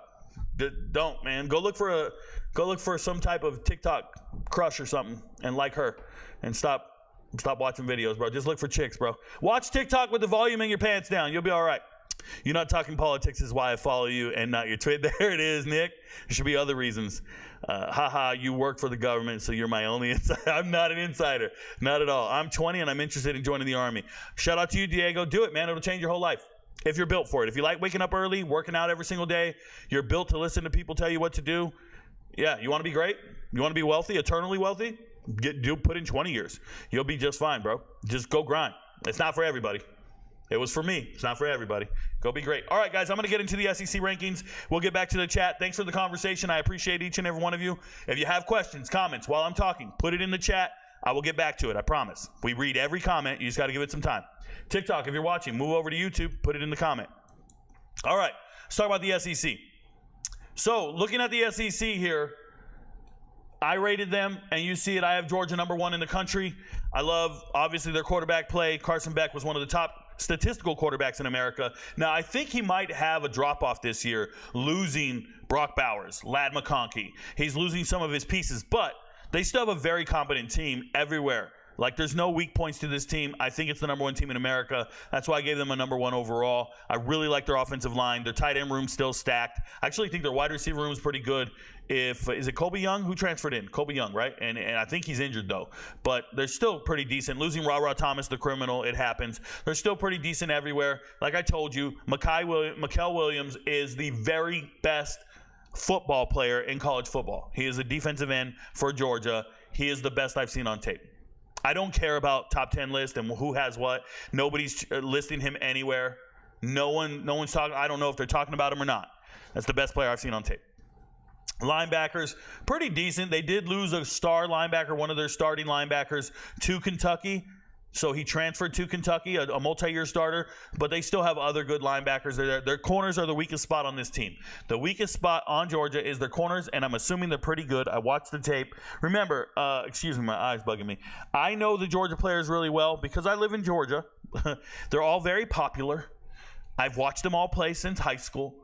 I've been watching them and following them for many years. So you might see a first-year starter. I know who it is, and I know who he is and what he's about and how good he is, whether or not he's seen the field or not. So I do have a familiarity with the Georgia team. I think they're pretty damn good, and they're the number 1 team. Now, last year, Georgia was not my number 1 team. Last year, my number 1 team was Michigan. I need you guys to understand that I'm not biased. I'm fair and impartial when looking at teams, and I never really overranked the SEC. And here they are. They got 5 teams in the top 10 for me. I really believe in them like that. Next team is Texas, obviously loaded. Running back room taking a hit due to injuries. Wide receiver room is stacked. Wide receiver room has a lot of potential and not too many great guys. Let me be very clear. Isaiah Bond coming in the transfer portal. The number 2 wide receiver out of Alabama. Don't tell me he was the number 1. Number 1 was Burton. Another guy was Golden coming in, Matthew Golden from Houston. He wasn't the best wide receiver at Houston. The best wide receiver at Houston was Sam Brown. He went to Miami. So when people start gassing up this offense and these transfer portal additions, it's just propaganda. Because they got good players, but it's not like they got great wide receivers. I saw a guy online say, oh my God, I think it was Brad Crawford. He was like, they have blah, blah, blah. And Brad Crawford's a 24/7 nerd. And I immediately wrote back to him, was like, you're wrong. This is not the best wide receiver room I've ever seen. This is not the transfer portal class. Silas Bolden coming over from Oregon State is 5'8", 160. Did anybody say Silas Bolden was one of the greatest wide receivers last year while he was at Oregon State? Listed nowhere.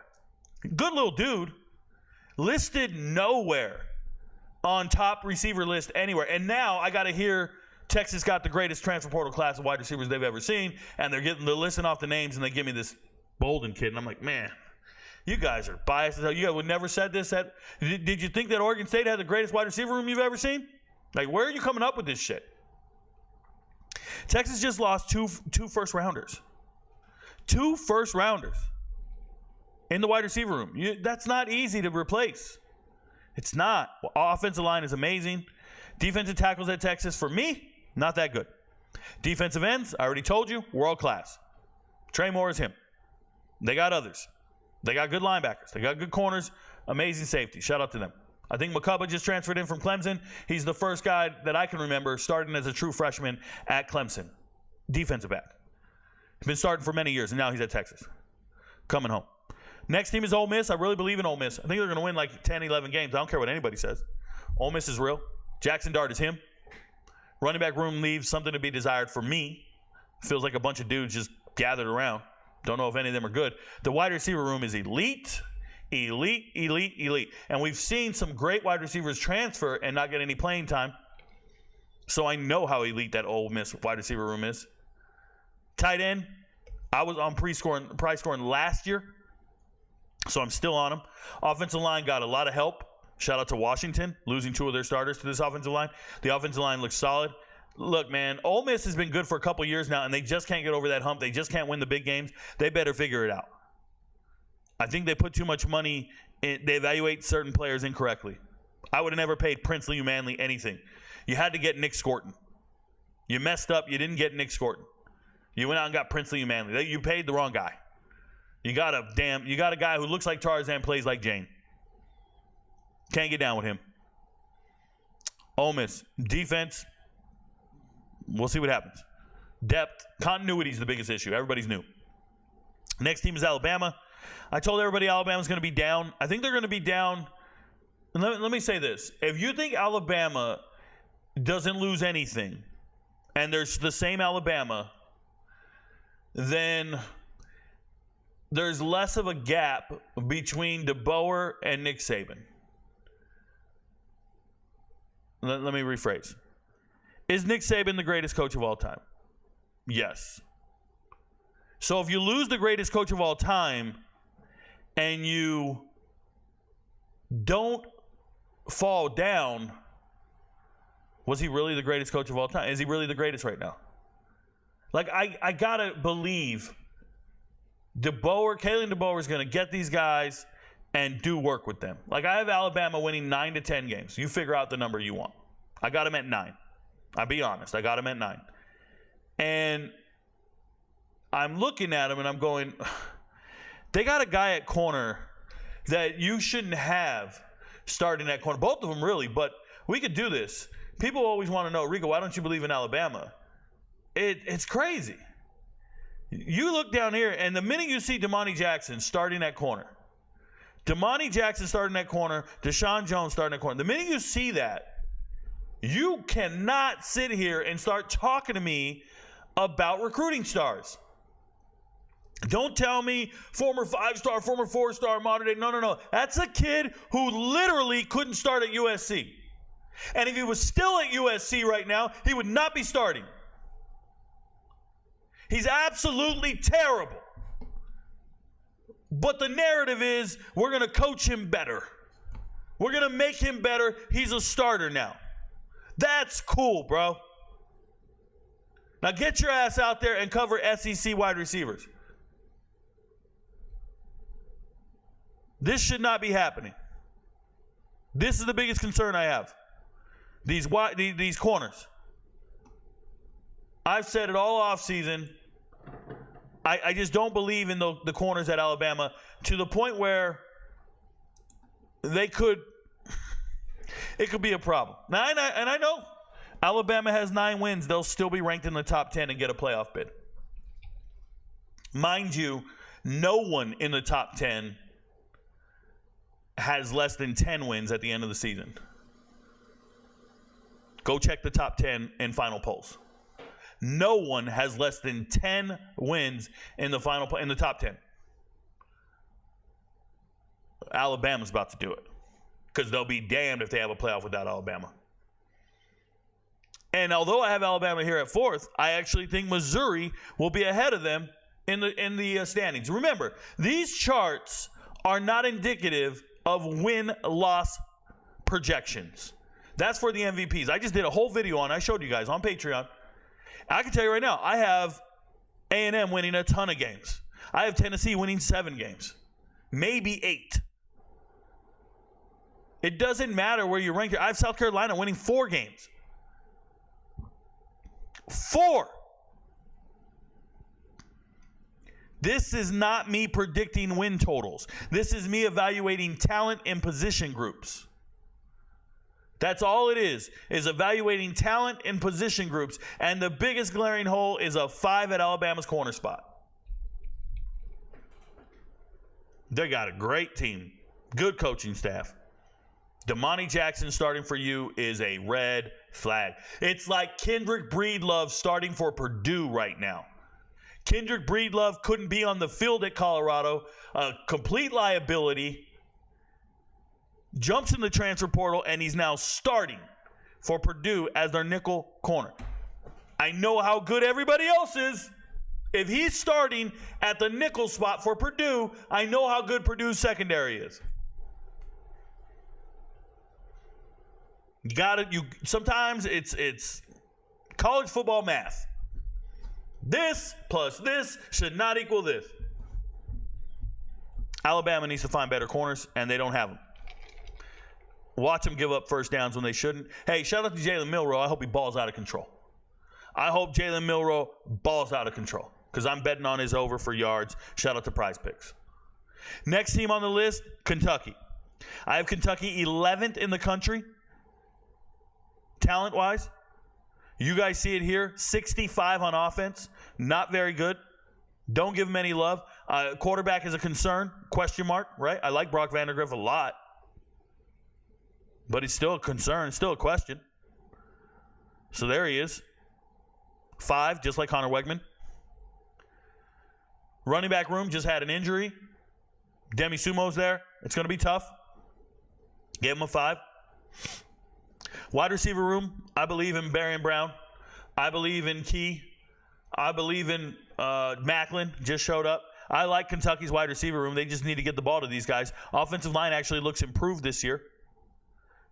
But when you get to that defense and you start evaluating Kentucky's defense at every echelon, and yeah, they had to fire some people. They had to figure it out because they gave a bunch of yards. Nah. They got players, man. When you go and I'm evaluating them, right? I'm looking at the defensive tackle, and I'm like, oh, this kid's going to get drafted top 10. Like, linebacker. Oh, my God. This guy's been starting at Alabama or at Georgia for the last 3 years. Like, what? Who are these kids? They're amazing. Kentucky is so talented.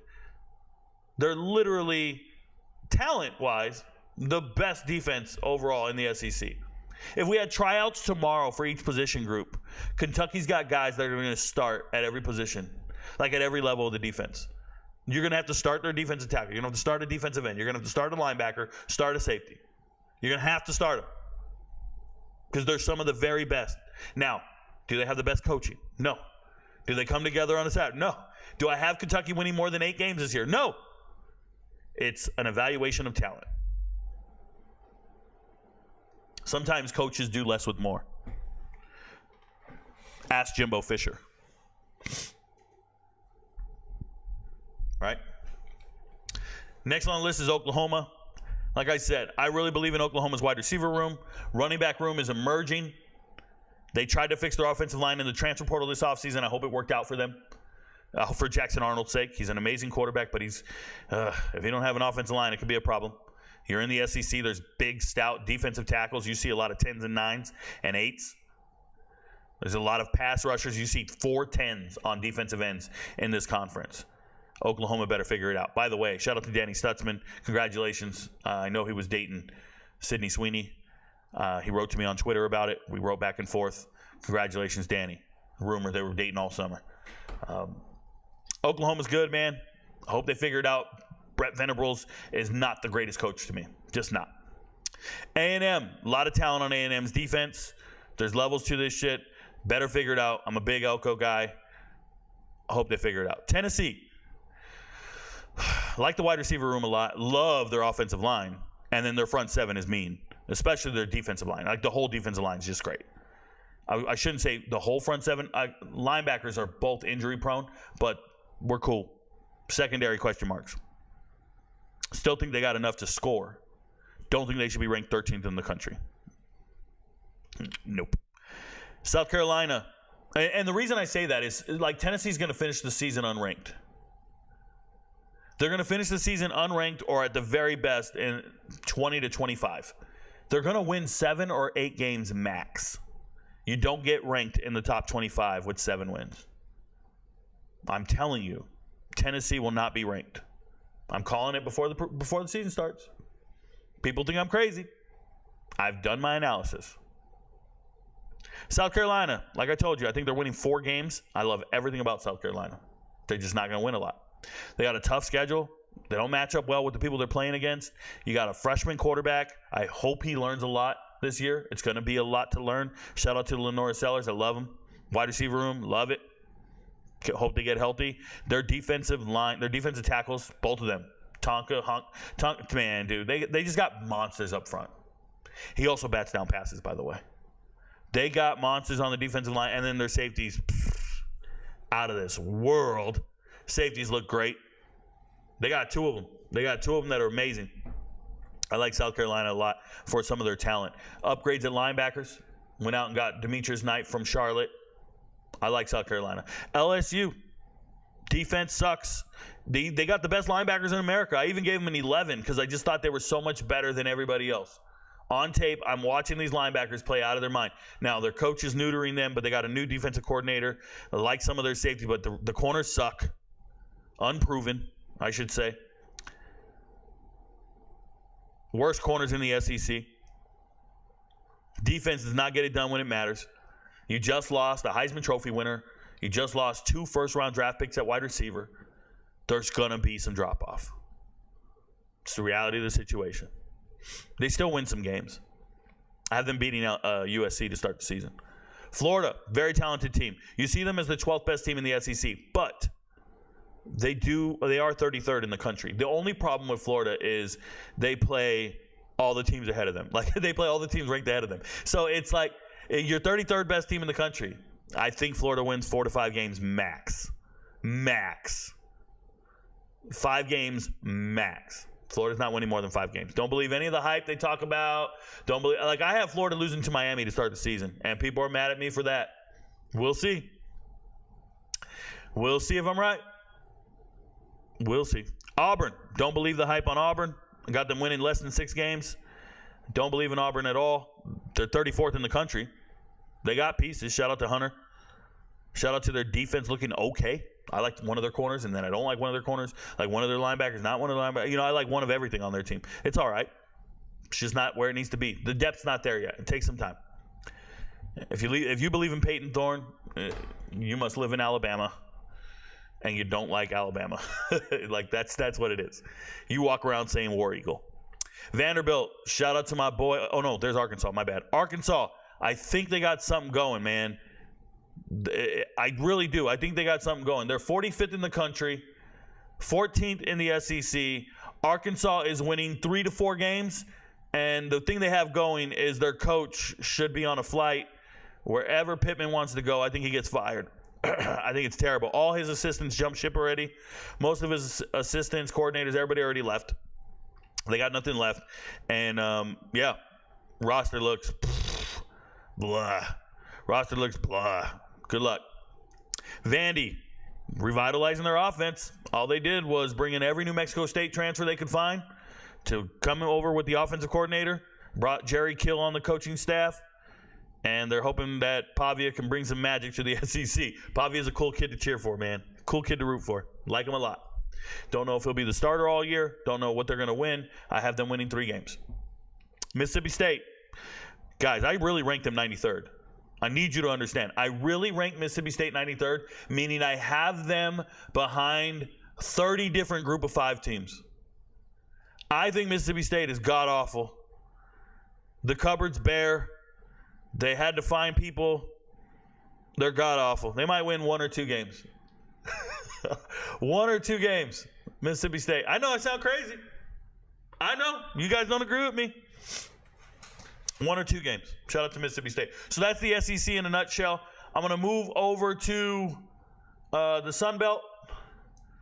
Before I go into detail on the Sunbelt, I want to give you guys a chance to talk about it. I want to go back and read the chat real quick, and then we'll go to the Sunbelt. So let me get these Sunbelt rankings up. You guys should be able to see them there. All right, let's go to the chat real quick. Boom. What up, chat? Hopefully there's not much on here. Interact. Here we go. We're good. South Carolina 8-4 with some surprising upsets. Carson, it would take a lot of upsets for South Carolina to get to 8 wins. I don't see it happening. I love South Carolina. I really want them to win some games. I'm not a South Carolina fan. I bought this shirt on clearance. I live in Georgia. These are always on clearance in Georgia. So I don't wear a lot of fancy clothes. This is what I got. So yeah, not big on South Carolina like that. I wish you luck though. I wish you well. I suck. I meant App State. So you're on App State instead of Liberty. I feel you. Shout out to you, Eric. App State's pretty good. I like App State a lot. LMAO, the criminal shout out, Brett Favre. Nicholas Blystone, anytime I talk about a black criminal, I got to take a pause and let you know there was a white criminal out there. I don't have a lot to cycle through, so I go pick Brett Favre every time. Apparently, he's one of 42 different defendants, something like that. Ole Miss above Bama shows you don't know ball. Ashton, you think if we had tryouts tomorrow, the players at Alabama are better than the Ole Miss players? Like, if you think they tried out, you think Jalen Milroe, who struggled to beat out Simpson and some other scrub from Notre Dame, you think that he's better than Jackson Dart? I don't. You think any of the Alabama wide receivers could start over any of the Ole Miss wide receivers? I don't. You see what I'm saying? That it's an evaluation of talent. It's not a prediction on how many wins they're going to have. It's an evaluation of talent. Go to each position group and try to compare the players in each position group and tell me who's going to start. You're going to have more Ole Miss players starting over Alabama players. That's how that kind of works. But thanks for the information. If I don't know ball, Ashton, you probably shouldn't be watching the show. Go watch a show of people that know ball. Don't watch this one. I don't like fake friends, bro. Get out of here. Got some people in here that don't know ball. Shout out to Nick. Nick, hey, look at Nick's see the difference in tone? MVP, non-MVP. Ashton doesn't pay for the service, has no clue what he's talking about. MVPs go, we're riding with Rico. We know what the results say. We're riding with Rico. Thoughts on Ole Miss? Think very highly of Ole Miss. Think they'll win a lot of games. I think Ole Miss is a lock for the playoffs. Do you think Ole Miss will have a top defensive line this year? No, I think they have a quitter on the defensive line. I'm not on Ole Miss like that. I just think they're the best team. They're one of the best teams in the SEC. So that's where I'm at. Texas State is going to shock the world this year in the playoff. Well, they'd have to win a playoff game. The fact that they're making the playoffs wouldn't shock the world. At least not shock me. I think they're one of the top group of 5 teams in America. I think they're my number 2 group of 5 team. I know they are. They're my number 2 group of 5 team behind Memphis. So they're not shocking me, bro. Kentucky is going 6-6. Book it. Sounds pretty good. Sounds about right. Sounds pretty good. All right, let's go over to the Sun Belt. You guys feel free to add more comments, questions, concerns, and I'm going to talk about the Sun Belt for a little bit. So looking at the Sun Belt, teams are pretty good in the Sun Belt. I respect them. There's some really good ones, and then there's about half the conference. You're like, whoa, what the hell, right? So let's talk about my number 1 team in the conference. When I look at the talent, it's Texas State.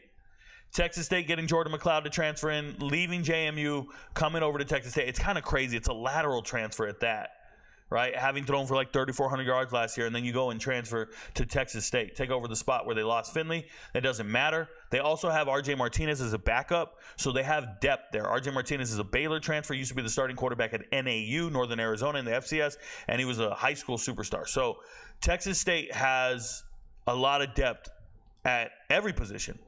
They're 4 deep at running back. 4 deep at running back. Obviously, the best running back in the conference, Ishmael Mahdi, 1,300-yard rusher last year. He is blazing fast. Blazing fast. And then the backups, Jalen Jenkins coming over from Washington State. He does have some character concerns, but he's good. The 2 UTEP transfers, Burgess, a little change of pace back, and then Deion Hankins coming in. They got so many running backs They're loaded at running back. Wide receivers, they all look the same. They all look the same. Bunch of little white dudes, bruh. Bunch of little badass white dudes. First they got White Lightning. He transferred in from Cincinnati. Kid runs like a 10, 400 meters. Okay. Then they got Bo Sparks and Joe Hobart. Billy Joe Hobart's son used to go to Washington State as well. Came over to play with his old offensive coordinator who has since left to go to San Jose, but that's a whole other story. But nonetheless, they had Billy Joe Hobart and Bo Sparks are these little white dudes that just get open. You ain't messing with them. And then they have Cole Wilson, came over from UIW, Incarnate Word, former FCS All-American. They have a loaded wide receiver. I love the wide receiver room. I think it's equivalent to Baylor. That's why it got a 7. Just like App State, when they return all their wide receivers, they got a 7. Tight end doesn't really move me. Offensive line's pretty solid. They've been addressing their offensive line. It's pretty good. Shout out to Texas State. Offense should be pretty explosive. Best offense in the conference, tied with App State. Defensive tackles look pretty stout. Defensive ends are undersized but special. They got a kid named Bell. I'm forgetting his number. It might be 33. 33. He had over 10 sacks. So productive. Gets it all done. I like the whole team. Safeties are legit. Texas State, I thought they were going to fall apart in the transfer portal at the beginning of the transfer cycle. They did not. They held it together. Maybe they paid some of their players. Whatever it is, Texas State is legit. Second best group of 5 team I've seen. And the number 1 group of 5 team in the Sunbelt. Number 1 team for me. Not very far behind them is App State, though. App State has a senior quarterback that I believe in. A lot of continuity. Yes, they lost their running back to Missouri. But Kanye Roberts, 3,000-yard rusher in high school, is amazing. Amazing. I'm telling you that right now. Kanye Roberts is amazing, the running back for App State. Gonna go ham. Solid wide receiver room, return every single player from last year. Good tight ends, good offensive line. Defensive line needs some work, just not as noteworthy as everybody else. Linebackers are legit. Safeties are good. JMU. Hey, JMU. I'm excited. They bring in a transfer quarterback. Used to be a starter in the Pac-12, kind of, sort of. Then ended up backing up some guys. So that you got a big conference guy who hasn't played a whole lot. That's what they had when they had Jordan McLeod. Same kind of thing. Running back room. The bee's knees. The bee's knees running back room. Ayo Adehi is him. Averaged over 7 yards a carry. You know, last year when Ayo Adehi was at North Texas, he literally didn't start until the 3rd game of the season. They didn't believe in him because he's 5'7". And they had Oscar Attaway, who's now in South Carolina. They had big, mean running backs. They had Ragsdale, who's now their starting running back. They didn't believe in Ayo Adehi. He had to make his coaches believe in him and earn that job, and he did. And he ended up being the team's leading rusher, 7 yards a carry for the 2nd year in a row. Rushed for like 800 or 900 yards, maybe even 1,000 yards. I don't remember exactly. And gets in the transfer portal, and teams still don't believe in him because he's 5'7". So he ends up at JMU. But JMU got a guy named Joby from Portland State. I did a video on him on TikTok like earlier in the offseason. Joby is a bruising goal line back. He's going to score touchdowns.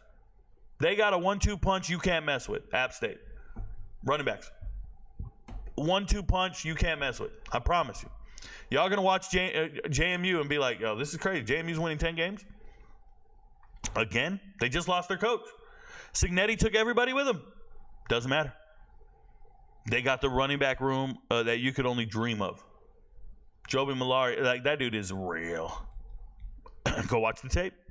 Offensive line is legit. Defensive line is good enough. They lost some pieces to graduation, transfers over the last 2 years. Remember, Ukwu left and one other guy left, but it doesn't matter. They're still good up front. They're fine. Linebackers. They bring in a kid named Dobbs, came in from Holy Cross, came over with his head coach, Bob Chesney. They got corners. I like JMU a lot. South Alabama. Always been a fan of South Alabama and what they're building. You know, their new head coach is Major Applewhite, former quarterback for Texas. Major Applewhite's building something. We'll see what happens. I believe in his offensive prowess. I hope he holds it together. He's got the Voicing brothers still on the team.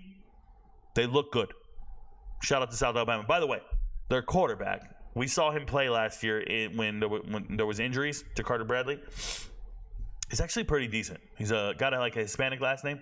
He's actually pretty decent. I like their quarterback. Speaking of good quarterback play, Arkansas State, Jalen Raynor is him. Congratulations. I told you he was a hidden gem last year. I thought he was a recruiting miss by everybody. I just saw the kid and said, that's a beast. Started as a true freshman, and he played out of his mind. They got it going on. Wide receiver room, pretty good. I only gave it a 4, but it's actually pretty talented. Returning 2 or 3 of their leading receivers and then getting, a transfer from Texas State, former speedster, used to be a quarterback at Arkansas. It's pretty good for Arkansas State. Shout out to them. By the way, they have a pro at center. See their offensive line? I gave it a 5. Their center is an absolute pro. NFL. All day. Going to be drafted. Remember, I told you this. Arkansas State defense, they got good players at each level, but their best linebacker left. He went to Memphis. So it's just one of those things where you got to pick up the pieces and keep it going. But I like Arkansas State. They'll be competitive. Butch Jones, good coach. At least he used to be. We'll see what happens there. Former Tennessee coach. Georgia Southern. J.C. French is now the starting quarterback. I told you I didn't believe in anybody named Dexter Williams. I didn't know enough about him. I said I know J.C. French is good. So J.C. French, transferring back home from Memphis 2 years ago, finally earned the starting job. He'll be the starting quarterback. I still don't know any of the receivers. I know them. I just don't think they're that good. I don't think they're that good. And I want to be clear. I know all of Georgia Southern because they're 90 minutes down the road from me in Statesboro. I know the team really well. Okay, Jalen White's a good running back. Omari Arnold's the backup running back. O.J. Arnold, he's pretty good. Shout out to Brooks County. I know this team. I like some of their defenders. Their linebackers lead this team. They're studs. I think number 1 on tape, complete stud. But you gotta understand, Georgia Southern, their whole premise is outscoring opponents, being somewhat like Western Kentucky. Shout out to Tyson Helton, showing Clay Helton how to become a passing team, and that's what they've been. And I just don't know if they have the dogs for that offense right now. Louisiana, they stick out to me on defense. Like, their defense looks really good. You see how their defense is a 58? I give Louisiana a 58. The talent on their defense is good everywhere. It's just good everywhere. That's why it's 6s. 6s means you're like all conference in the group of 5. If you didn't know the numbers. A 6s, that's the caliber of player you have. An all-conference group of 5 candidate at that position group. And so they are 58. They're literally tied for the 3rd best defense in this conference. Pretty crazy. Because I didn't see that coming, and there they are. Coastal Carolina. Remember I told you, Coastal Carolina for me, upset alert. I think they have a chance to beat Jacksonville State to start the season. Yes, they have some holes here and there. They don't have anything too flashy on offense, but their defense looks pretty good, and I think they might be able to gel it together. I'm probably not going to pull the trigger on that, but it's there. Shout out to Coastal Carolina. Missing a lot of parts. And I don't know, is it Beck is their new coach? I don't know how good he is, to be honest. Troy, brand new coach, cupboard's bare, missing all kinds of parts. I know Evan Kramer does not think Troy's going to be down here. He's probably got him a little higher. I believe in Troy's defense. They're missing some pieces, man. They're missing a wide receiver in Lewis. He's going to sit out the whole year. Unfortunately, he got cancer. It's just an unfortunate situation. But Troy losing their leading tackler to the transfer portal. He's now at UConn. You can't afford to lose players. They lost some transfers who went to Tulane with the coach, with Summerall. You can't afford to do that and stay relevant. Obviously lost a lot of seniority to the NFL draft. So it's one of these cyclical things. Maybe in 2 or 3 years, Troy will be back on the mountain. But right now, they just lost a good recruiting class and a good senior class, if you will. So they peaked last year, and now we're back here. Old Dominion, at least in my assessment. Old Dominion, looking at their offense, I'm very underwhelmed by their offense. I look at the players. I don't see anything that pops on tape for me. I think Old Dominion's just not good, and I understand their defenders look good on tape. I'll say this. Their defenders are on the field a lot. You will see Old Dominion defenders lead in all kinds of statistical categories, tackles galore and all this shit. They're not that good of players. They're just on the field a lot because the offense is so bad. And then they end up making plays, but they're just on the field so much. Shout out to Henderson. He is Jason Henderson, a good linebacker. I gave him an 8. He's a beast. Absolute beast. He'll be first team all conference. Got it. Georgia State. I hope you're building something great.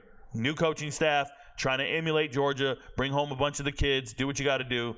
I'm cool with Georgia State. I need them to put it together. Right now, I don't see the pieces there. Love their running back room. Freddie Brock won us a lot of money. Shout out to the MVPs. He really did. And I hope they don't push him to the bench just because they keep bringing in other players and maybe Freddie doesn't look good at practice. Freddie Brock can play football. He can play great. He won us a ton of money. Rush for over 200 yards in the bowl game. and I told you he would.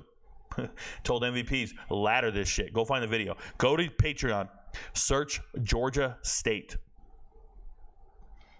Their bowl game. I told all the MVPs. There's a whole video on there. It's a Hall of Fame video. I told the MVPs, hey guys, they're down to their third string running back. Marcus Carroll hit the transfer portal. He's going to Memphis, he's going to Missouri. KZ Adams hit the transfer portal. He's going to South Carolina State. Wants to be closer to home. All they got left is this third string running back named Freddie Brock. I don't know much about him. I'm going to turn on the tape. I'll let you guys know what I see. Holy shit. Everybody, bet on Freddie Brock right now. Ladder his yards. He's going to be amazing. That's exactly how the video goes. And it's not a game. It's real. And MVPs went out there and won a ton of money. Freddie Brock is great. He used to play at Maine. He was an FCS transfer. They had him third string. They don't like him. I don't know why. Maybe he's in the doghouse. I don't know what. But that man should be on the field. He's amazing. Shout out to Freddie. Georgia State defense, I like their linebackers, corners. Pretty good. Looking at Marshall looks abysmal. And I'm sure Charles Huff is going to figure it out. But Marshall's quarterback room. Let me say this. If Braylon Braxton plays great, I'm going to be so frustrated. Because he's a Tulsa transfer. Dual threat quarterback. I loved him last year. And he played like absolute dog shit. Lost his starting job to Kirk Francis at one point. And I like this kid so much. I want him to succeed. Dual threat. Come on, baby. Do me a solid. And it's not there. So he transfers to Marshall. And we know Marshall's got a terrible quarterback in Pennington's son, Cole Pennington. Absolute trash. And obviously, I think he won the quarterback job. So Marshall might have a hidden gem at quarterback. Everything else looks very difficult to watch. ULM new head coach Brian Vincent coming over from New Mexico. I've talked about this at length in the offseason. He has ties to the South, if you will. He was a former head coach in high school at Spanish Fort in Alabama. So he's got the pipeline from the southern states to get ULM back on the map. Got a bunch of players to follow him to ULM. Figures out a way to get there. Now he's got a starting quarterback in General Booty. Brian Vincent's a good offensive coach. He's the reason UAB made it to a bowl game 2 years ago. He's the reason Dwayne McBride led the country in rushing, or second in the country in rushing back in 2022. He's the reason certain statistical things get going. There is a chance ULM can win more than 2 games or 3 games. I told them they're only going to win 2 or 3 games. A literal positions coach at ULM wrote me on Twitter and was like, yo, Rico, we're going to surprise some people. Don't doubt us like that. We're going to surprise people. And let me tell you, I get messages like that all the time from players on these teams, from coaches on these teams.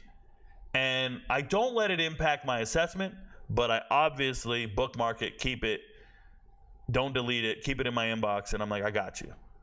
But ULM coaching staff really believes in their team and thinks they're going to do something special. Their defense looks all right. Offense looks abysmal. Southern Miss. You get excited about Southern Miss all you want, bro. They're going to miss Frank Gore like a mother flipper. Frank Gore Jr. And I'm not excited about Southern Miss. Not this much. Like, I know a lot of you guys try to convince your girl this is 6 inches right here. I know a lot of you guys try to do that, but it's not, okay? And that's my level of excitement. Not even 6 inches. So, anyways, enough of that. That's the Sunbelt. That's my nutshell, my overview of the Sunbelt and my feelings about it. Every single game, I'll give you guys updates. Obviously, next week, there'll be games in the Sunbelt, so we'll be able to talk about certain matchups and things, and I'll give you my picks and all that stuff. But before we get to that, and before we end the show, I'm going to jump to the chat one last time.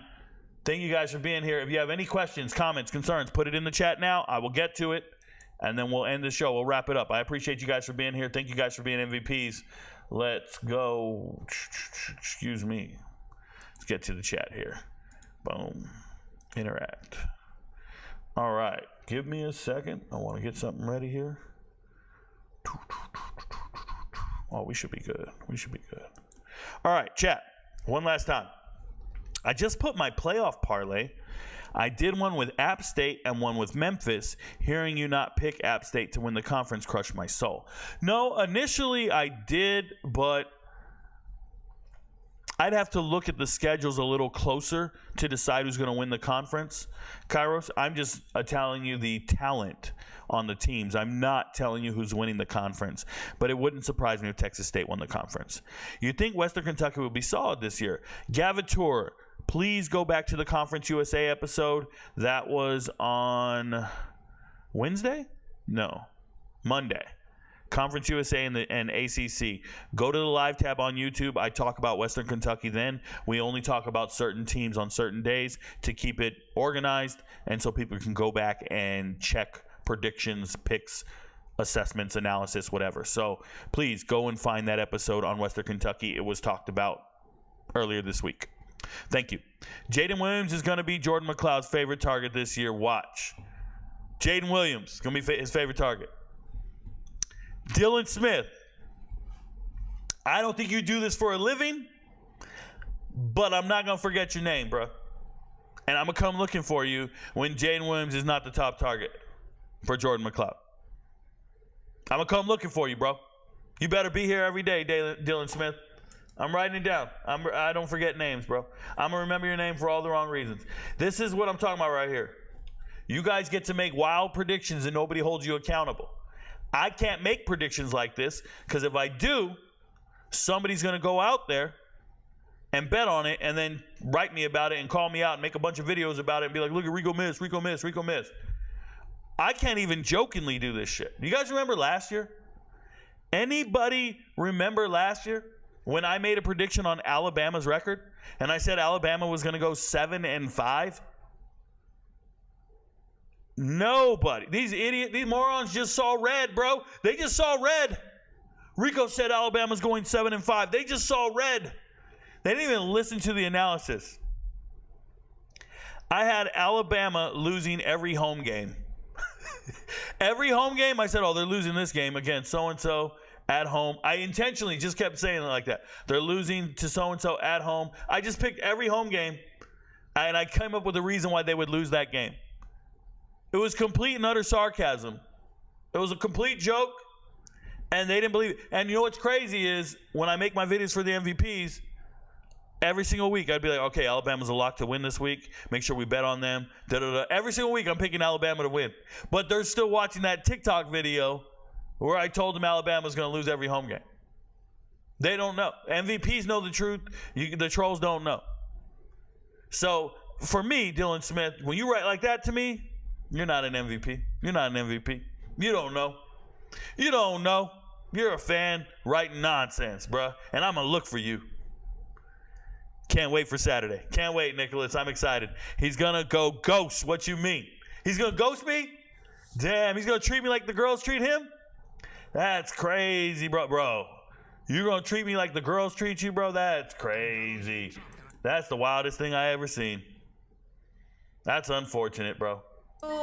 Your parents didn't raise you right, bro. It don't matter. Hey, guys, I appreciate everybody being here tonight. Thank you guys for interacting with me tonight. Hopefully, I see you tomorrow. The UFC video is coming out.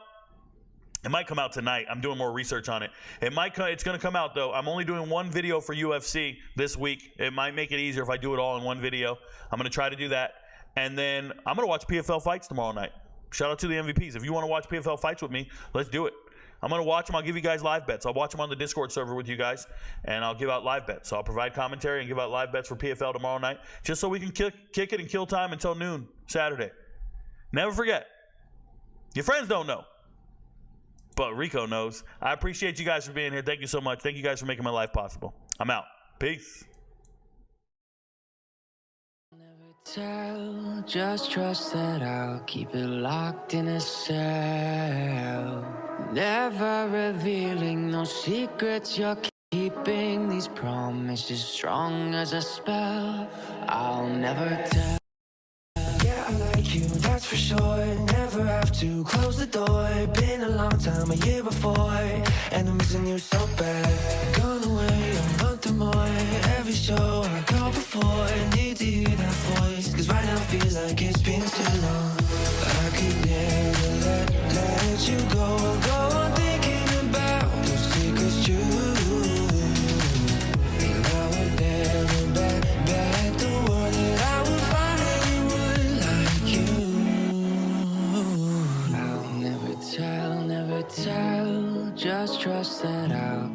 locked in a cell. Never revealing no secrets you're keeping. These promises strong as a spell. I'll never tell. It's true. It's true. It's true. It's true. It's true. It's true. It's true. It's true. You're an angel, that's for sure. With some devil, hear you roar. But I like it, we on the floor. In my ear, be whispering. Used to have fun, now I'm bored. Do I miss you? Yes, of course. Think about that time when we stayed up all night talking. I could never let you go. Go on thinking about the secrets true. And I will never bet the word that I will find anyone like you. I'll never tell. Just trust that I'll keep it locked in a cell. Never revealing no secrets you're keeping. These promises strong as a spell. I'll never tell. It's true. It's true. It's true. It's true. It's true. It's true. It's true.